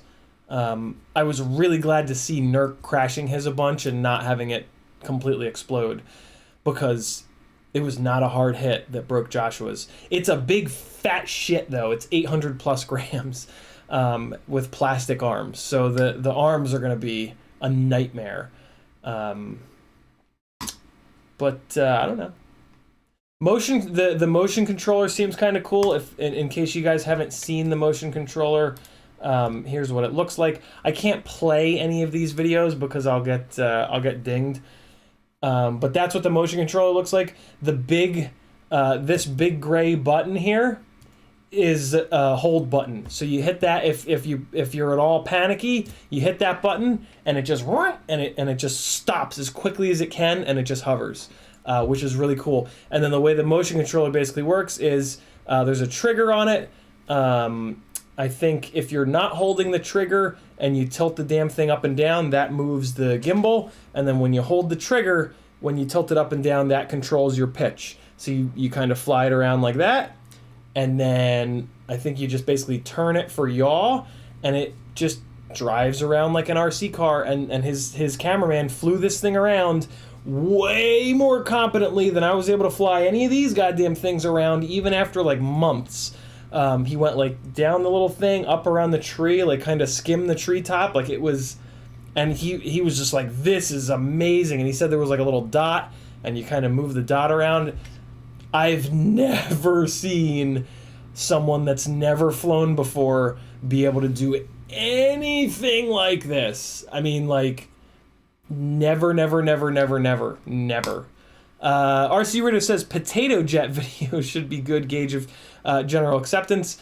He's been all in his Nazgul. Who's potato jet? RC Ritter, is that X Jet? Are you making fun of X Jet? Ram says the arms seem like wings, may help with forward flight time. Somebody did mention that the arms are oval, and they're not ovaled flat like this. They're ovaled at an angle, which when you're nose down, it's aerodynamic. So yeah.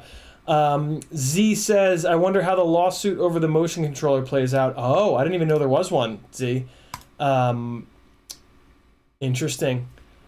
I was just... So, speaking of, like, lawsuit and that kind of stuff, this does seem... 800K YouTuber worked with NERC. Oh, okay, cool. I had no idea. Yeah, they...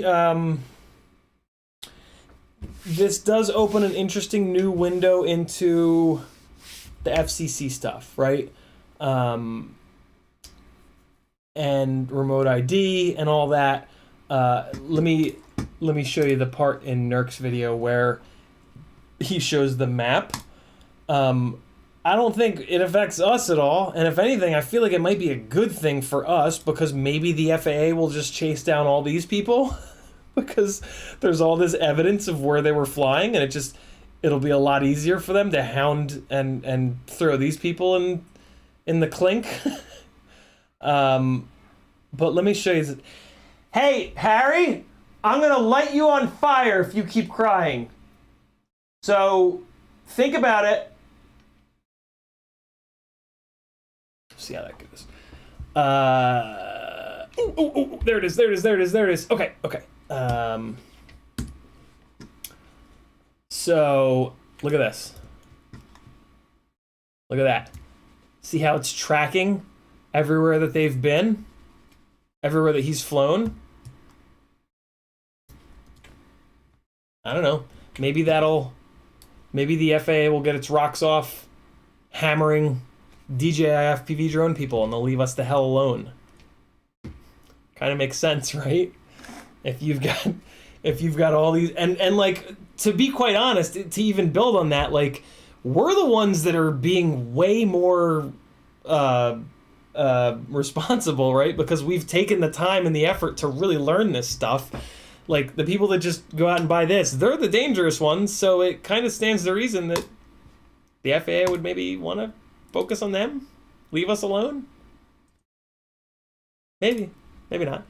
Chibi says, do you think this drone will bring new viewers to your channel? If people are flying the FPV DJI drone, they don't need to know motor theory, Betaflight, etc. Not right away, Chibi, because of those exact reasons that you said, but when somebody buys one of these things and figures out how absolutely incredible it is to fly, right? Like, that's what we're doing.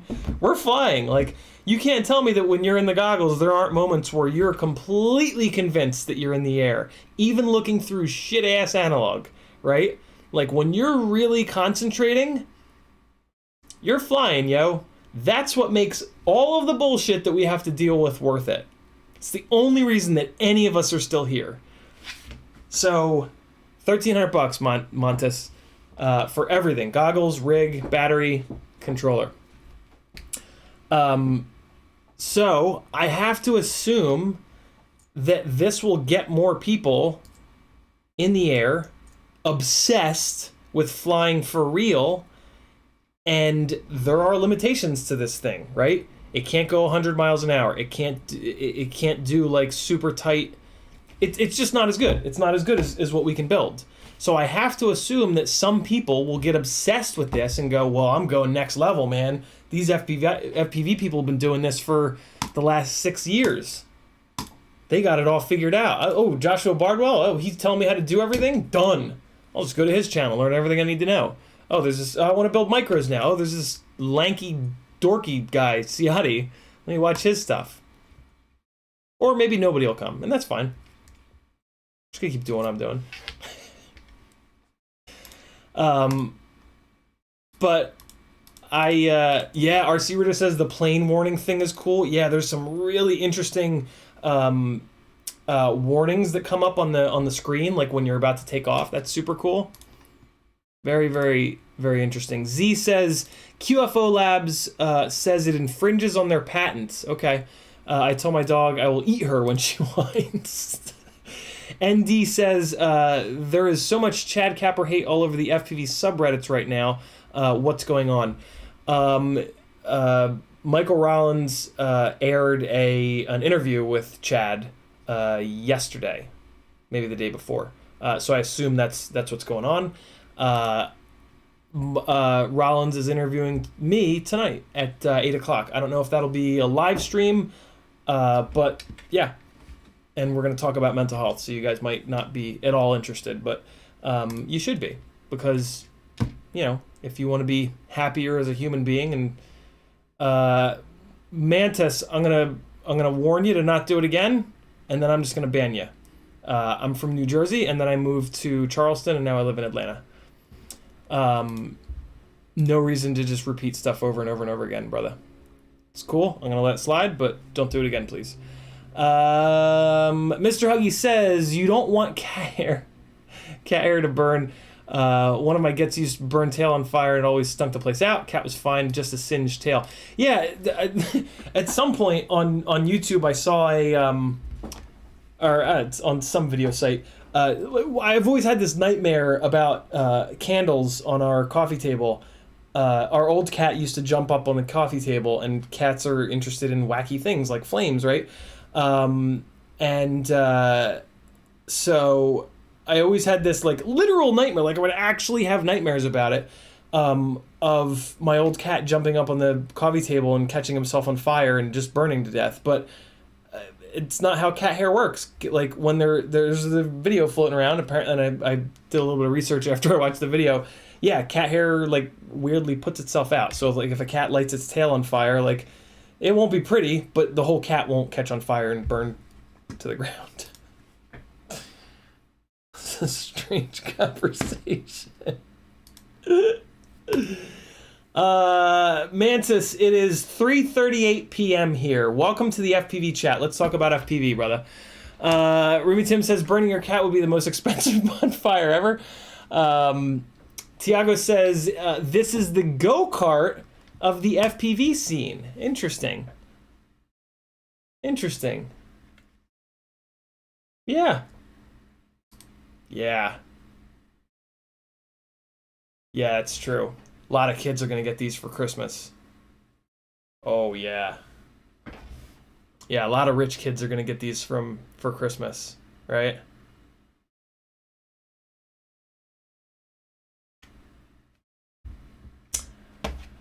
Maybe they'll all grow up to beat Vanover. All right, let me hit Joshua's video real quick. Where are we at? Hour and 37? All right, cool. We're doing good. Let me hit Joshua's video and just really quickly like fast forward a little bit, see if there's anything that I've missed that I want to talk about. Oh, the obstacle detection is pretty cool. It only works in normal mode, and it will let you ram into stuff, which I really like. It's really nice that the obstacle detection will like scream and scream and scream and scream, but it's never always 100% right. So it will let you actually ram into stuff, and I don't think the Mavics will. I think the Mavics, like, if it's sure that there's a thing that you're going to ram into, it just will not let you. And this will let you just bash right into it, but it goes bananas and it beeps and screams and yells. So that's interesting, because the obstacle detection, like a chain link fence, for example, right? It could get really confused by a chain link fence. And if you're looking at the hole in the fence that you know you can go through, it's nice to be able to force it to go through there. the obstacle detection shows up at the top of the screen here as yellow, and then it goes red, and it's cool because it's segmented. So like if the obstacle is on your right, it'll light up the top right corner in red where this bar is yellow. So that's really cool. I thought that was super interesting. I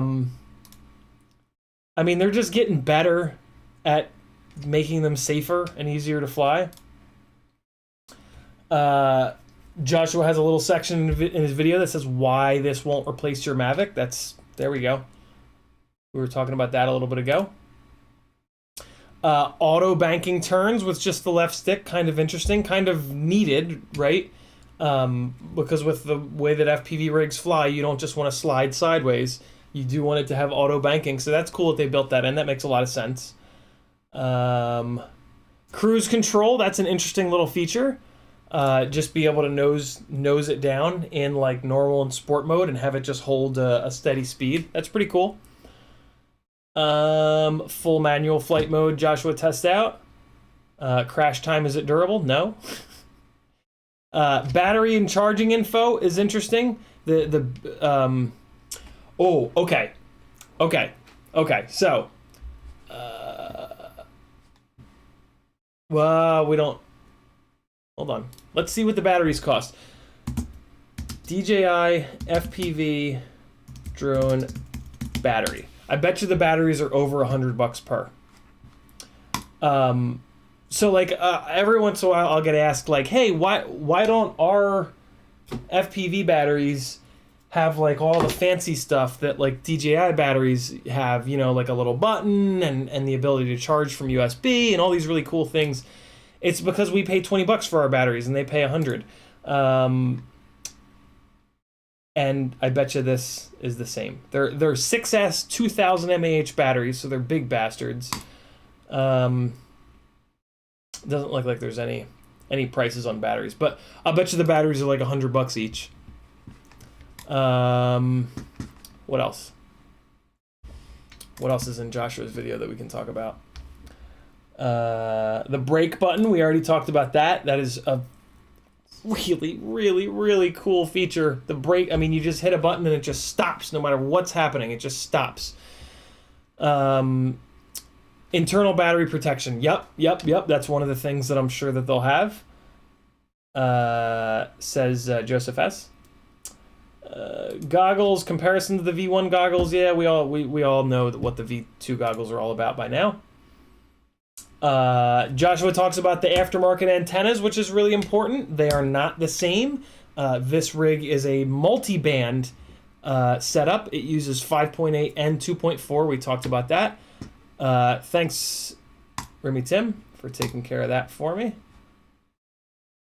So yeah, regular antennas won't work. This is going to have a whole unique set of antennas. Affiliate link to this thing down below if you guys are interested. First one of you guys that sends this thing to someone as a present. I mean, I feel like if any of you guys buy this damn thing on my affiliate link, I'll do something cool for you because, well, let me do the math. If you guys buy this on my Get FPV affiliate link, I will make $78. So yeah, for $78, I will gladly send you some stickers or a bag full of cat poop or something good, you know. Hold on, there's a couple chats that I don't want to let roll off the top of the screen. Peter Felber says, and after the crash, it should display. I told you on the screen. Ram says, could be a secondhand market if you receive it as a gift, and it won't fly near an airport. Anyone? Interesting. Very interesting. I wonder if you're near an airport, if it'll like drop the height ceiling down to like 50 feet or something like that. That'd be pretty cool, right? Whoa! Grant R says the battery is $159. Wow! I thought when I said $100, I was like, nah, that's I'm I'm being a little dramatic here. Ooh, 160. Wow. Yeah, so next time you turn your nose up at a $40 battery, think about that. RC Reader says I already did. Gonna hold you to that. Nice. Send me whatever. Send me like. Just remind me, RC Reader. Oh no, I can't. GetFPV is not one of the websites that that I can see that. Wait, are they? Maybe they are. Hold on. I'm already in the screen. I might as well look. Affiliate program. They're not. Oh, a canceled transaction. Look at that. That's interesting. I guess it's a return. Yeah, I guess they don't want to pay you a commission on a return. That makes sense. Yeah, I don't know how you'd prove it, but just send me the thing that you bought it, and I'll hook you up. I believe you guys. Remy Tim laying the smackdown. Thank you, brother. Hey Dan, would you be willing to be a? You're on FPV therapy, right? Would you be willing to help me admin that group and just like approve members? Let me know. I meant to message you the other day. $150+ a battery. Wow. That's a lot. That's brutal. It does get pretty good flight time though. It gets, they say 20 minutes. In Joshua's video, he said he only got 10 minutes out of a hover.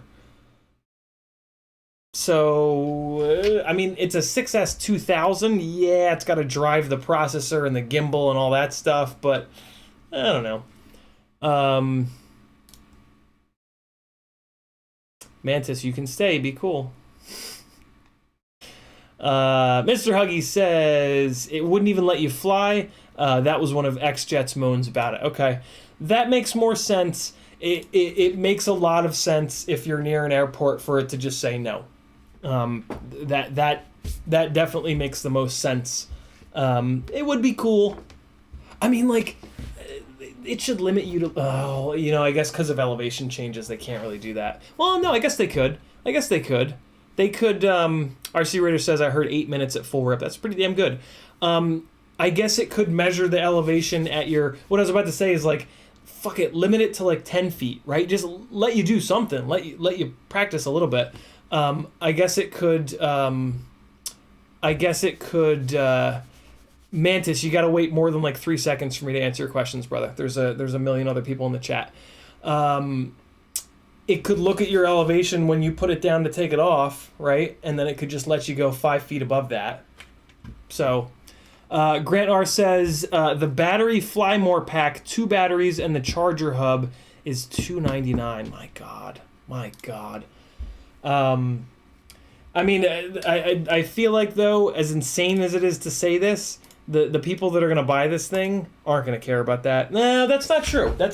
Because as we talked about, $1,300 is not bad. $1,300 is not a bad deal to get up in the air. It really isn't. It really, really, really isn't. Mantis's question was, my friend bought a Mavic Air 2. Will it be better if he bought the DJI FPV? Not better, just different. It's just a different...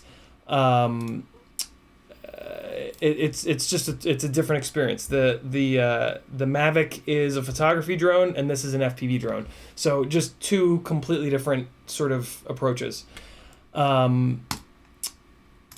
Mantis, yeah, nobody is spamming because they get kicked out immediately. So if you don't want to join them, just be cool. It's all good, man.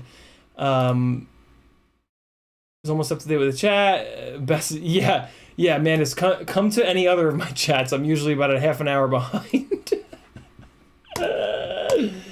All right, cool. We covered some good ground here. It looks like chat is kind of slowing down a little bit. We're almost at 2 hours. That's a good little stream for the day. Last chance, hit me with whatever questions you've got, other thoughts that you have on the... Oh, all right. Well, my Get FPV affiliate commissions just went up from just went up quite a bit. so I guess there's my proof. Send me a reminder if you just bought this damn thing on my because I can't see. Get FPV doesn't show me. But yeah, just shoot me a message and tell me that you bought it. And I'll send you guys some stickers. That's super cool. Whoever just did that, that's pretty awesome. Much appreciated. ND says, can I get your opinion on the future of analog? Now we're talking. Example, will VTXs get smaller / higher outputs, or will digital converge with low latency eventually and analog die? Really, really good question, ND. So analog seems to be still like the end all be all for range. So long range pilots, it looks like will forever be on analog, which makes sense because it's just less signal, right? Like it's just less data flying through the air. Mantis, I'm going to time you out because we've told you a bunch of times. It's going to time you out for 300 seconds. You're more than welcome to come back, but you just can't repeat questions like that, man. I don't know how else to explain it. That's just not how it works around here. Sorry. My world. You're in my world, bro. What were we talking about? Jesus. So there's that. Also, latency. Like, I don't see a world where digital latency will ever be able to match analog latency. Again, too much data, too many ones and zeros to send, right? It's just like a physical limitation in the universe that we live in here. And then ND says, example, will VTXs get smaller, higher outputs for... So we're definitely seeing VTXs shrink for sure. Higher output, probably not. The output that we've got already is plenty to go many, many, many, many, many miles. And the FAA has regulations about how much output power. So I doubt that, well, I mean, yeah, there will be, we're already seeing it. We're already seeing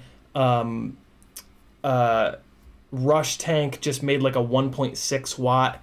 So yeah, we'll see the receivers get more power, but I mean, we don't really need more power. Like that's not the answer. The answer is better antenna placement, mainly. And just knowing what you're doing to get extra range. Really interesting thought. Will digital converge with low latency eventually?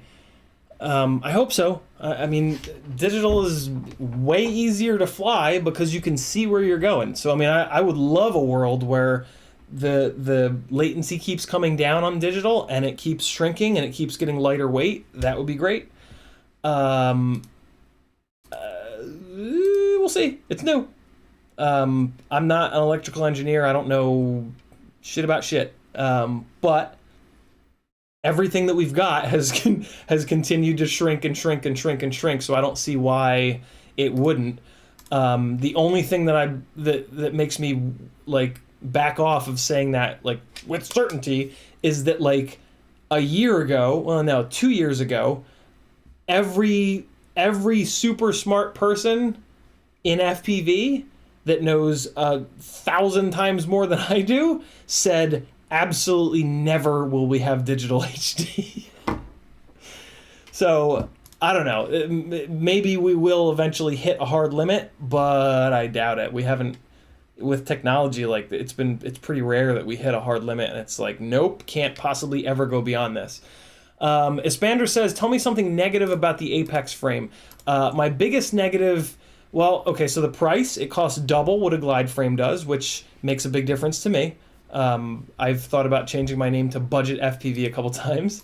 It doesn't have as good motor protection as the glide, and I've been reading a lot of people where with Apex frames who've been breaking the hardware. The heads have been breaking off of the hardware that hold the arms in, and when the heads break off of screws, the rage level goes to $1 million for me. It was a big part of my life and my previous hobby of cars, buying the cheapest cars I could find in the northern part of the country with lots of rust. So yeah, there's three things. There's three things negative about the Apex frame. S. Grace says, is there any major difference between Betaflight 4.1 and 4.2? Yes. 4. Oh God. I don't remember what the major difference is, but you definitely want 4.2. It is definitely worth it to go from 4.1 to 4.2. Yeah, I don't remember. It's been a while since I thought about 4.1. Is it RPM filtering? Did we get RPM filtering in 4.2? I don't know. It's a big deal, though. The difference between 4.1 and 4.2 is real. I'm assuming that you're asking because you have a rig that's on 4.1 and you're being lazy and you don't know, and you might not want to update it. I'm with you there, man. I'm not saying that is a bad thing. I am of the same mind. If there's not like a big difference, I'm not going to waste my time doing something, right? But there is. If you have a rig on 4.1, get it onto 4.2. It's worth it. Agent Astro says, I have the high ground. What do you mean, Agent Astro? What does that mean? I don't know what that means, Agent. Ruby Tim says, I'll gladly admin moderate the FPV therapy group. Awesome, Daniel. Thanks, brother. Z says, I want non-variable digital latency with presets for latency, 15, 25, 30. I think we all do, Z. All we can do is yell at DJI and Fat Shark to give it to us, and then cross our fingers. DQ says, but we learned so much. Embrace the esoteric knowledge of FPV. Struggling and tinkering your way through it is part of it. I'm not sure what that's in reference to, or if it's even in reference to anything, DQ. But I will... I agree with you 100% for the record, but I always try to look at the other side of stuff so that I'm not being a tyrant. And so the other side of it is that getting...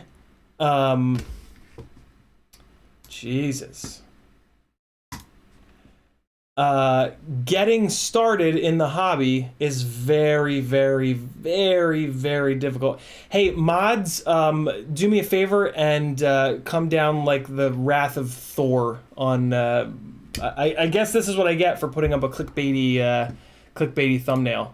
Is for the first time in a while we're dealing with douchers. So yeah, mods, do me a favor, just come down hard on these guys like right away so that I don't even have to waste stream time on it. Yeah, so to go to the other side of that DK so that hopefully we meet somewhere in the middle, just as humans, right? Yeah, a lot of people quit this hobby, and that sucks because we fly, and it is just, it's, well, you know. You guys all know, right? You guys are all still sitting here. We've all been through some pretty serious struggles to continue to stay in this hobby. And I think we're all extremely stubborn. But a lot of people aren't, right? And like each person that quits trying to fly... that sucks because they never get to that point that we got to where we became comfortable enough to actually fly, right? And if for $1,300 we can get somebody in the air and get them that experience, right? That will lock them in. And yeah, so that's where I really am that's where I really think that today could be a day. It could be a day that, don't even try to respond to them anymore, guys. Just get rid of them. That Yeah, I think for me, I think like again, this is just my stream of consciousness. This whole stream, I'm thinking through this as you guys are. I think that's the thing that excites me most about this, and I don't know. What if like 50% of the population became really good FPV pilots? Like, what? Here's the other thing, right? How could you not want to fly? Straight up. Like, you're a person that was born onto this earth with feet, and you've had to spend every single minute of every single day just walking around and just experiencing the world from eyeballs that are this high in the air. How could you possibly not, if it was somewhat easy, right? Not easy, but not impossible, because what we do is absolutely impossible, right? If it was anything other than completely impossible, how could you not want to go 100 feet up over the trees and just glide around and just cruise around? I don't know. I don't know how you could not want to do that. That's pretty unique, life-changing shit, right? Like, you guys ever think about that? Like, you guys ever think about like the way that you look at the world? You guys ever notice like when you're out driving around, of course you notice that, but like, have you guys had that? It took me a long time. Like, I only had this moment after many years in the hobby, probably like 2 and change years. But it like for real changed the way that I looked at the world, like to my core, right? Like and I don't know how to really put it into words. I don't think I've ever really thought about it, but that's and like, how many people talk about like FPV as their therapy, right? That's not what my group FPV Therapy is about. Like, I kind of wish that I'd named the group Therapy for FPV, because in that group, it's a Facebook group. There's a link to it at the very bottom of CiottiFPV.com if you guys want to join. It's about mental illness and mental health and therapy, and like the fact that we all are, our common bond is FPV. The group is not like, hey, post your flight edits. Like, it's not that at all. I let flight edits sit for like a couple days and then I get rid of them, because the group is about mental health, mental illness, and you know, the videos that I want to see posted are videos to Healthy Gamer and you know, meditation techniques and stuff like that. But yeah, imagine that. Imagine if like everybody got to a real flying experience through FPV.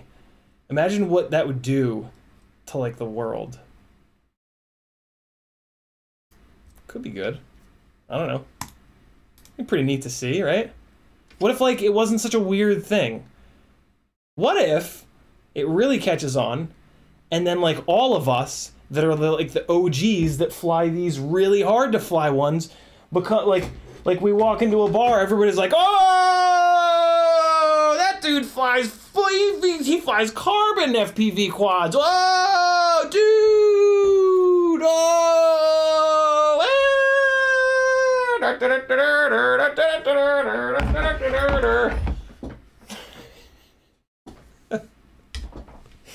and off the rails we go. Let me get caught up on chat a little bit here. Tiago Roma said, oh yes, motor scaling is in 4.2. Good call, Tiago. Yeah, for motor scaling alone, 4.2 is worth it. Although apparently motor scaling was was buried in the CLI pre 4.2. But I like that. 4.2 motor scaling. Yeah. Gran R says, off-topic question: best way to mount flight battery to the on the glide frame when not using an FPV cam up or HD cam up front. My CG is jacked in the stock mounting points. I don't know, Grant. I've never thought about that. I would say, my guess would be, use the regular strap mount and then just run another one around the frame, you know, or around the top plate, right? Like the strap, if you have one battery strap in the slots, that's going to be enough to make sure that that battery doesn't move around. And then the second strap you can just put wherever the hell you need to get the CG right. So do that, you'll be good to go. That's a good question, Grant. Agent Astro 536 says, do you know the best batteries for Mobula 6? Yes, Agent Astro. You want the Newbie Drone Gold $7 per 300 mAh or 250 mAh. Get a couple of both and see which ones you like better. But those are the end all be all tiny whoop batteries right now. Chibi says, any videos on your standard 5-inch glide build? Finally getting around to putting my glide together. Would be nice to see your process coming from a 750 gram marmot. Chibi, do this. I have a ton of streams where the thumbnail will have a picture of the glide in it, and usually like the title of the stream will be like glide maintenance or whatever. So just go to like my video, my upload section, and there's a little search up on the top. Just search for the word glide. Let me actually do that real quick. I don't have any like top to bottom glide builds. I will soon, but at the moment I don't. But I bet you, oh balls! I bet you this'll, yeah. And when I'm working on the glide, I tend to just like talk through everything. So this will probably work pretty well for you. So yeah, go here to videos, and then this has like everything, and then just do a little search field and search for glide, and oh hey, here you go. So I built a here's an almost top to bottom glide build that I built for one of our awesome patrons and chat. I don't know, what do I say now? Chat people? Chat attendees? Yeah, so there's a whole bunch of good info in there. And then, yeah, just look, like all these. These all have glide build, flow ride build, workbench Wednesday, glide scratch build part 2, off my bed's pounding headache. What is that about? Oh, man. So this is, oh boy. December 22nd, 2019. Oh boy. I do not sound great. And the audio is all jacked up. Oh no, I think the audio is messed up on my side. So yeah, there you go. There's some good stuff for you. That's where these things started, man. That was back when I only had this little, webcam here, and I did everything through the webcam. Even before that, I did all the streaming from my phone. So like I was talking about earlier, man, do something. You want to do something? Start now. Start today. Don't, you know what, Dr. K on Healthy Gamer GG just mentioned this in the video of his that I watched earlier today. And I've had the same thought, and it's so embarrassing. But I bet you guys have had the same thought. Have you ever had the thought, I want to go to the gym, but I don't want to embarrass myself, so I'm going to get into shape here at home, and then I'll start going to the gym? That's nuts. Right? Start now. If you want to do something, start it today. Today's the day. Just do it for 5 minutes, 10 minutes, half an hour, 5 hours, whatever. Start something. You want to do something? Start it now. Do it now. And then do it again tomorrow. And the next day, and the next day, and the next day. And then 2 years from now, when that thing is turned into something huge, you'll look back and you'll be like, you know when everything changed? The day that I started. Today.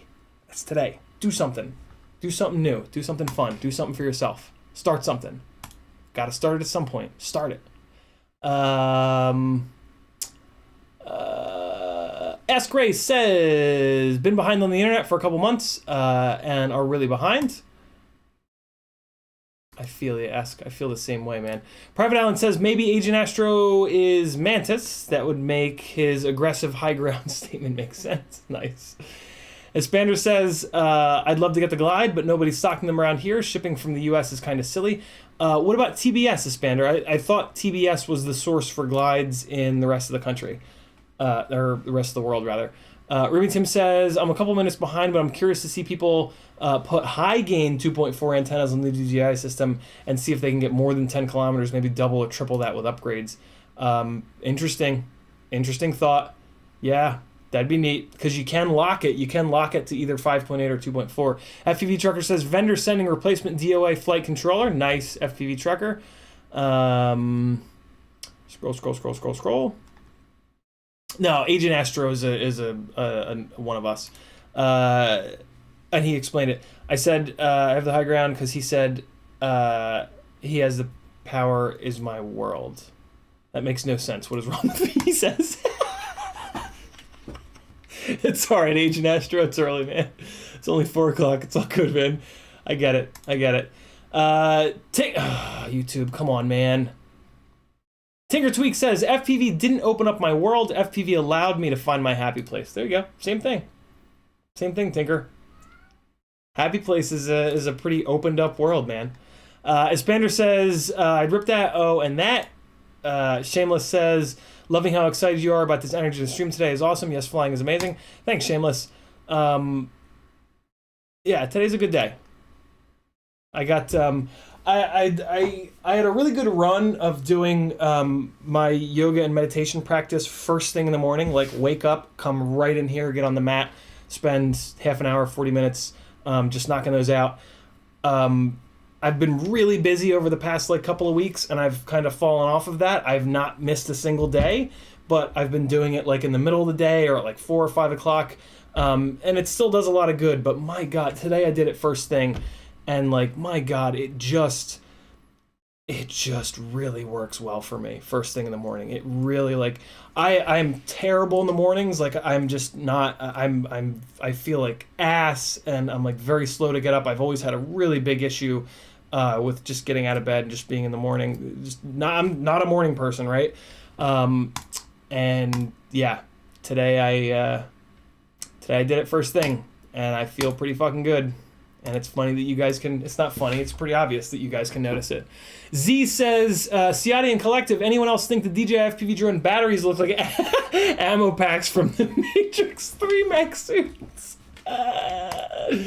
Oh my God, that's so creepy. Cheaty says, thanks a million for putting out your glide build videos. I'll watch some of these. Thank you. You're welcome. Yeah, there will be beginning to end multiple glide build streams coming up because I think I have everything I need.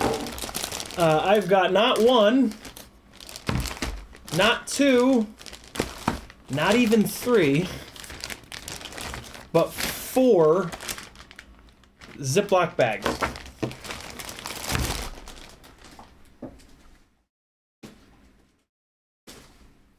I've never had that many Ziploc bags in my life. Moving on. Wait, no. So we got Dauntless says, however, so in those Ziploc bags are glide builds that I'm going to be selling on FPV Exchange once they're done. So yeah, there's going to be probably a series of streams. I've never batch built rigs before. But yeah, there's going to be a series of streams, or maybe I do a 12-hour. Maybe I do a 12-hour stream and I bang out all 4 of those builds. Yeah, those are going to be bind and fly builds, built by me, tuned by me, top to bottom.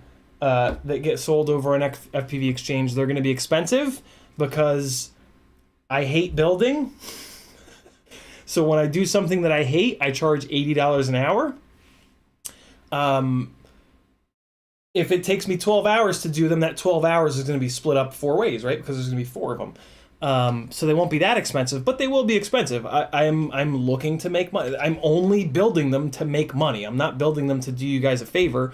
I'm building them to make money because I need to make money because this is my career now.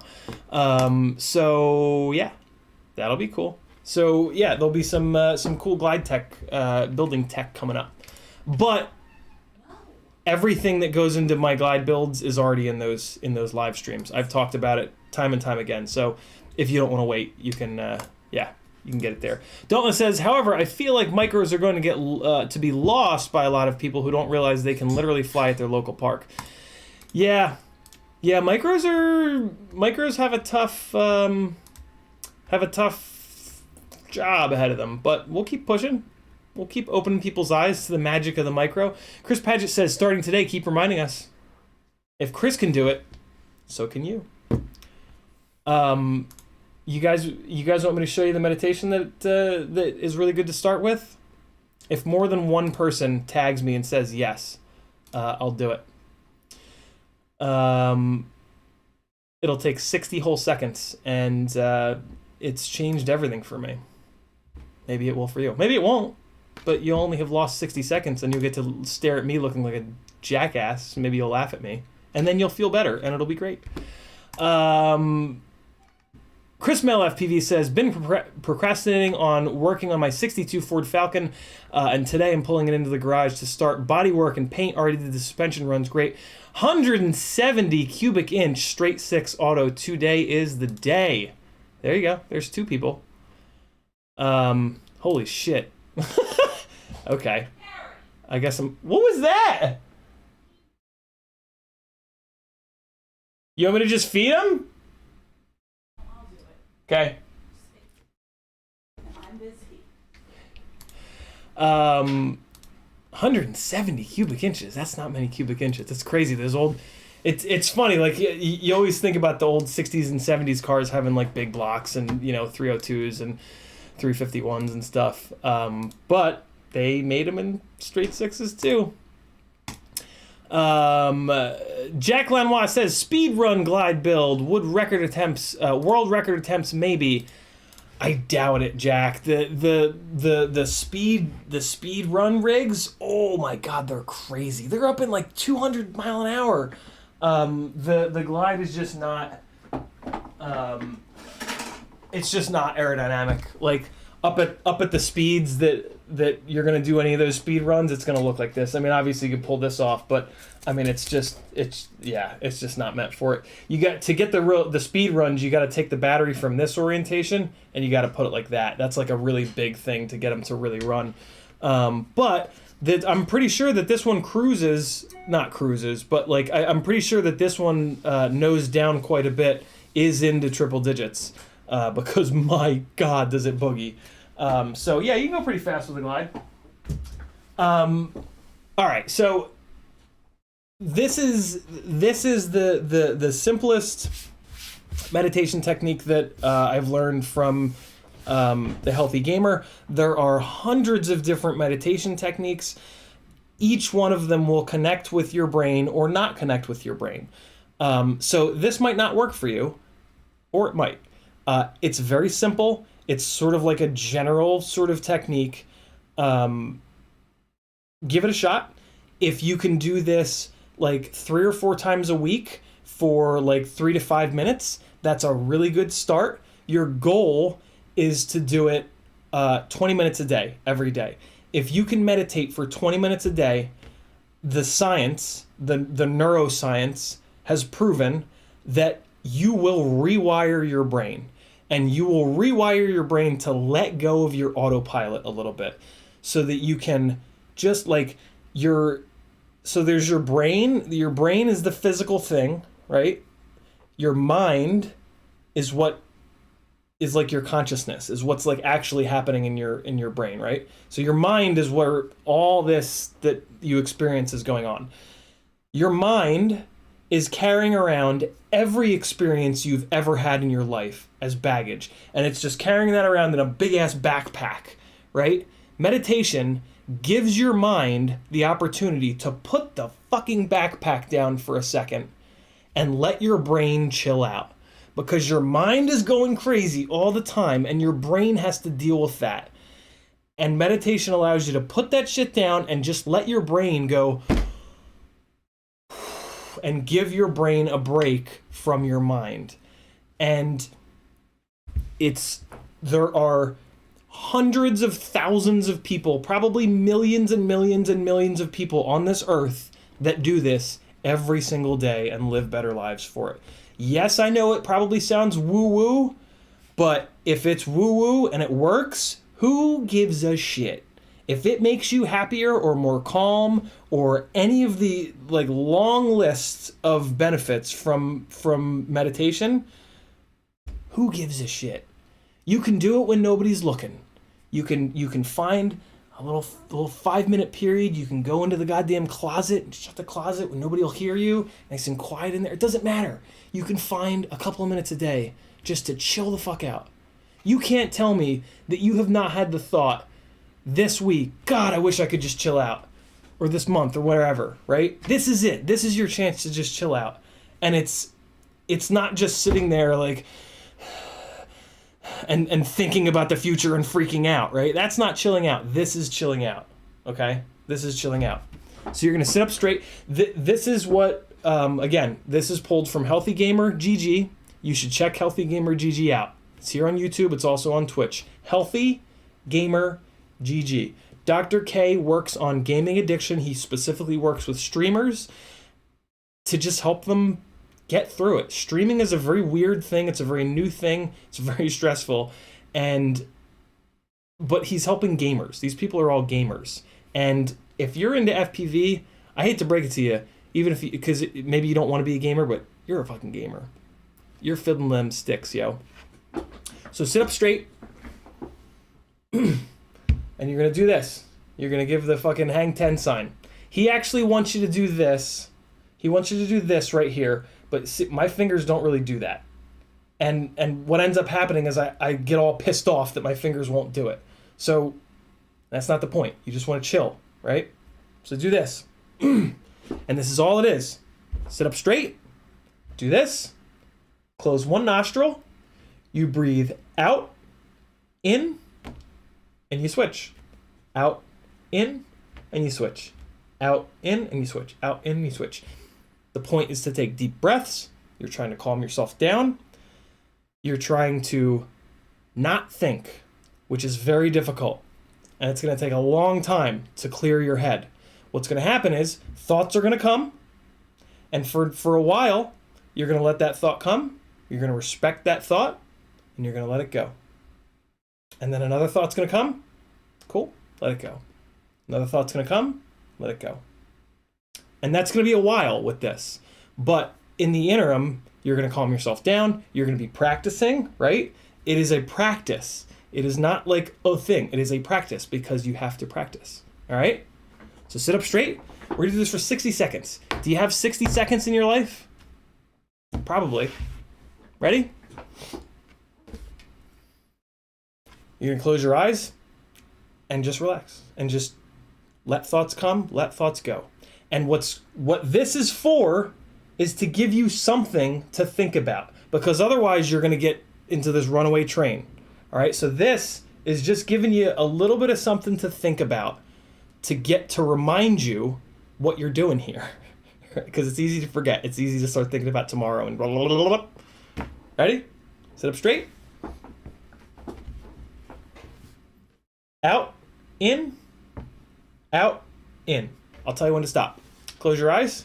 Don't peek. The thought is going to come to peek. Let that thought go. I'm going to tell you when to stop. Ready? I don't really know it's going to be 60 seconds. I'm going to figure it out. Ready? Close your eyes. Sit up straight. Close your eyes. Deep breath. Close one of your nostrils with either your thumb or your pinky. And that's it. Ready?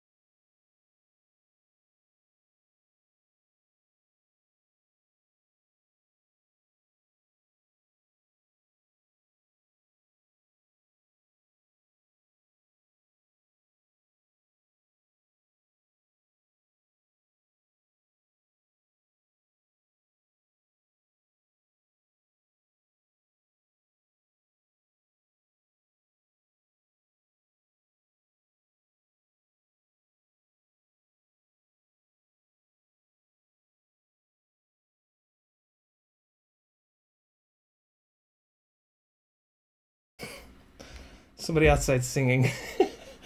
So I have no idea how long that actually was. That was probably at least 60 seconds. Did you peak? Call yourself out if you peaked. It's okay. There's always a point where I'm like, and I have to force myself to not peak. That's it. Pretty simple, right? Imagine the people that came in the Ram Jam. I just got here. What's happening? Anybody get anything from that? It's a practice. The first time you do it, the 10th time you do it, nothing happens. What's really annoying about it is that when you don't have almost died, nose too stuffy for this. Morning view, there's a million forms of meditation that work when your nose is stuffy. What's kind of frustrating about meditation is the first time that you have an experience, it's easier to have a sort of like out of mind, out of body, whatever you want to call it, experience with meditation when you have no expectations. And when you start doing it, you don't know what to expect. When it happens the first time, you're like, oh my God. Every time you do it after that, your brain is like, all right, when am I going to have that experience? And it's like, damn it, I didn't have it today. Damn it, and damn it, I didn't have it today. And that's a part of it though, right? Like what we're doing is try to get fucking control of our minds, right? So that's a part of it. Like you got to work through that. And that's why it's a practice. That's why you got to do it every single day. Or at least 3 to 5 days a week, or as often as you can. It's not going to hurt. It's not going to hurt you. It's only going to benefit you, right? There's nothing bad that's going to come from doing it. So just whenever you think of it, do it. Find a quiet spot or find a loud spot. There's a form of meditation where I think it works for. So there's different forms of meditation that target different things, and that's what I really love about Dr. K is he trained to be a monk for 7 years at an ashram. And he also got a degree from Harvard and works at Harvard. So he mixes Eastern and Western medicine. And he's been able to and so he talks about how different types of meditation have different effects for different mental illness disorders or just personality types. And there's one, I believe it's for ADHD, where you find a spot that's really loud and there's a lot going on. And you sit there in dead silence, and instead of trying to shut everything out, you listen to everything. And you just shut your eyes and you listen to every single little thing you possibly can.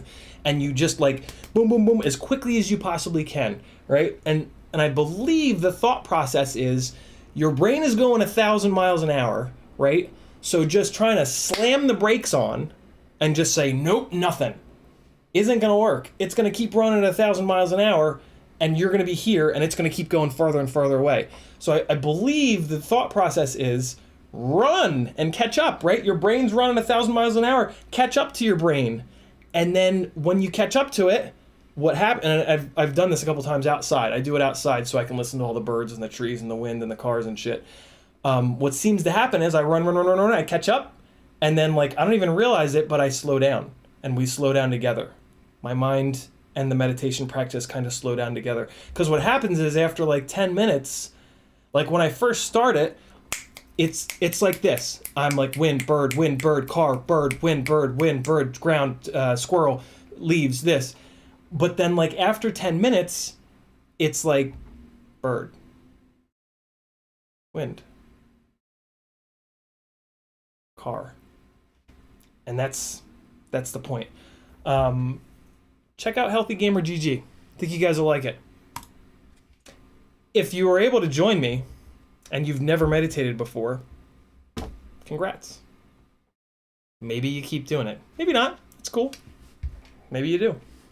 It's worked really well for me. Our brains are big, crazy, misunderstood places. And as a human being, you gotta try to get control of it sometimes. The world is kind of out of control, now more than ever, right? So, yeah, do something, right? Going right back to that, do something to get control of it. You might like it. And D says, my meditation is fapping. Agent Astro says, I like how humans talk about the brain as your brain, but the brain is you. The brain is you. Everything only works because you are your brain, if that makes sense. Separate the brain and the mind, though, Agent Astro. It really helps. It really helps to understand that the brain is the puddle of goo in here, and your mind is the all of the neurons firing and creating this really cool thing, right? We're pretty lucky. We're not frogs. Right? We are the fucking apex predators, yo.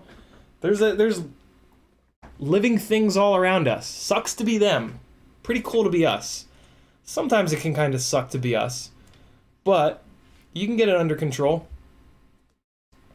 I have pretty nasty depression and generalized anxiety disorder, and this shit has helped me get it under control better than any medication, any therapist, anything. Frogs might be happy, but then they get stepped on.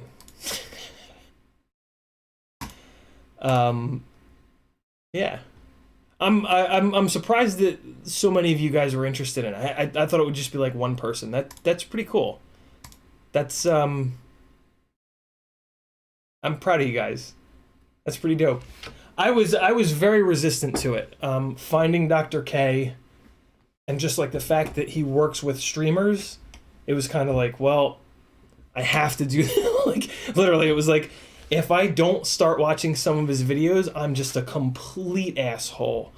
For you guys, I mean, you're just watching another weirdo FPV guy do it. So that's pretty cool. Give it a shot.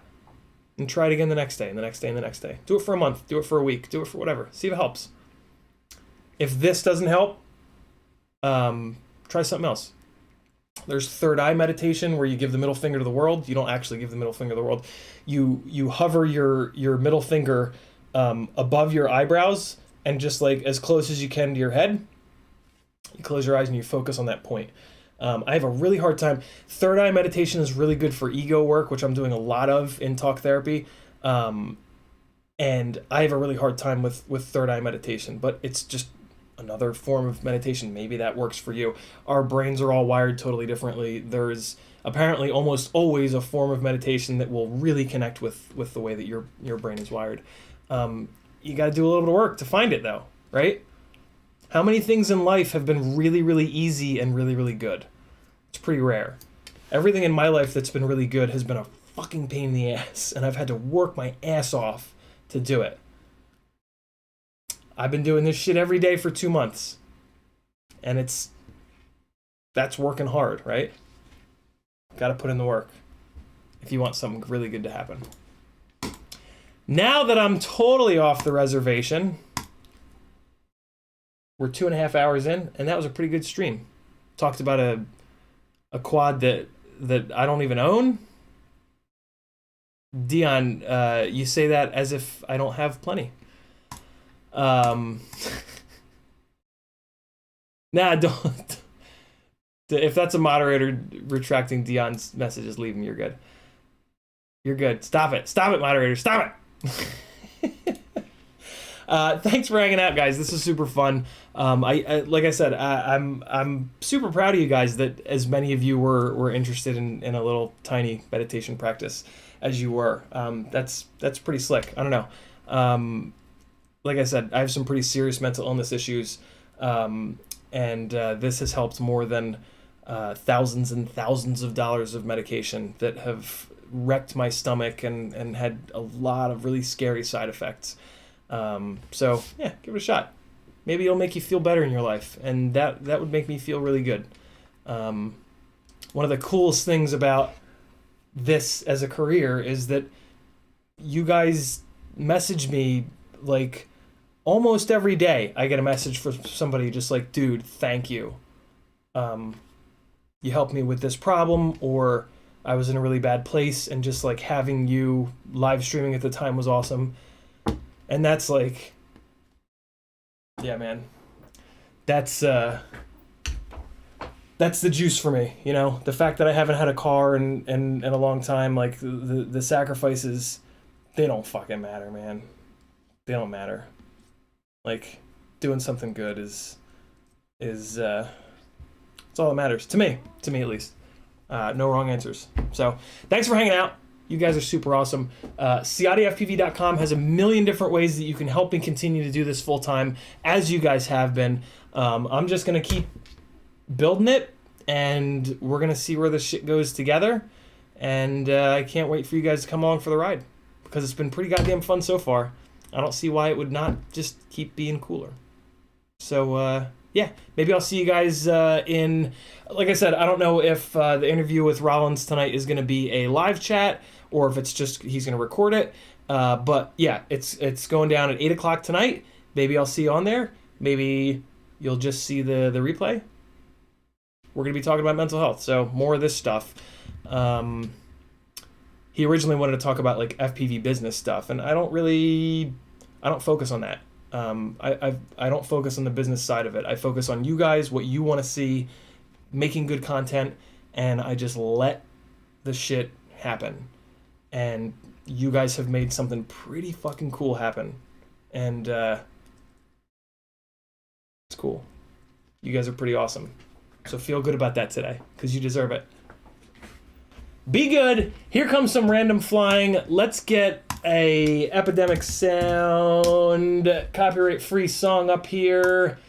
And what do we got? Electro Dance, Mass Hysteria by Starlight. Okay.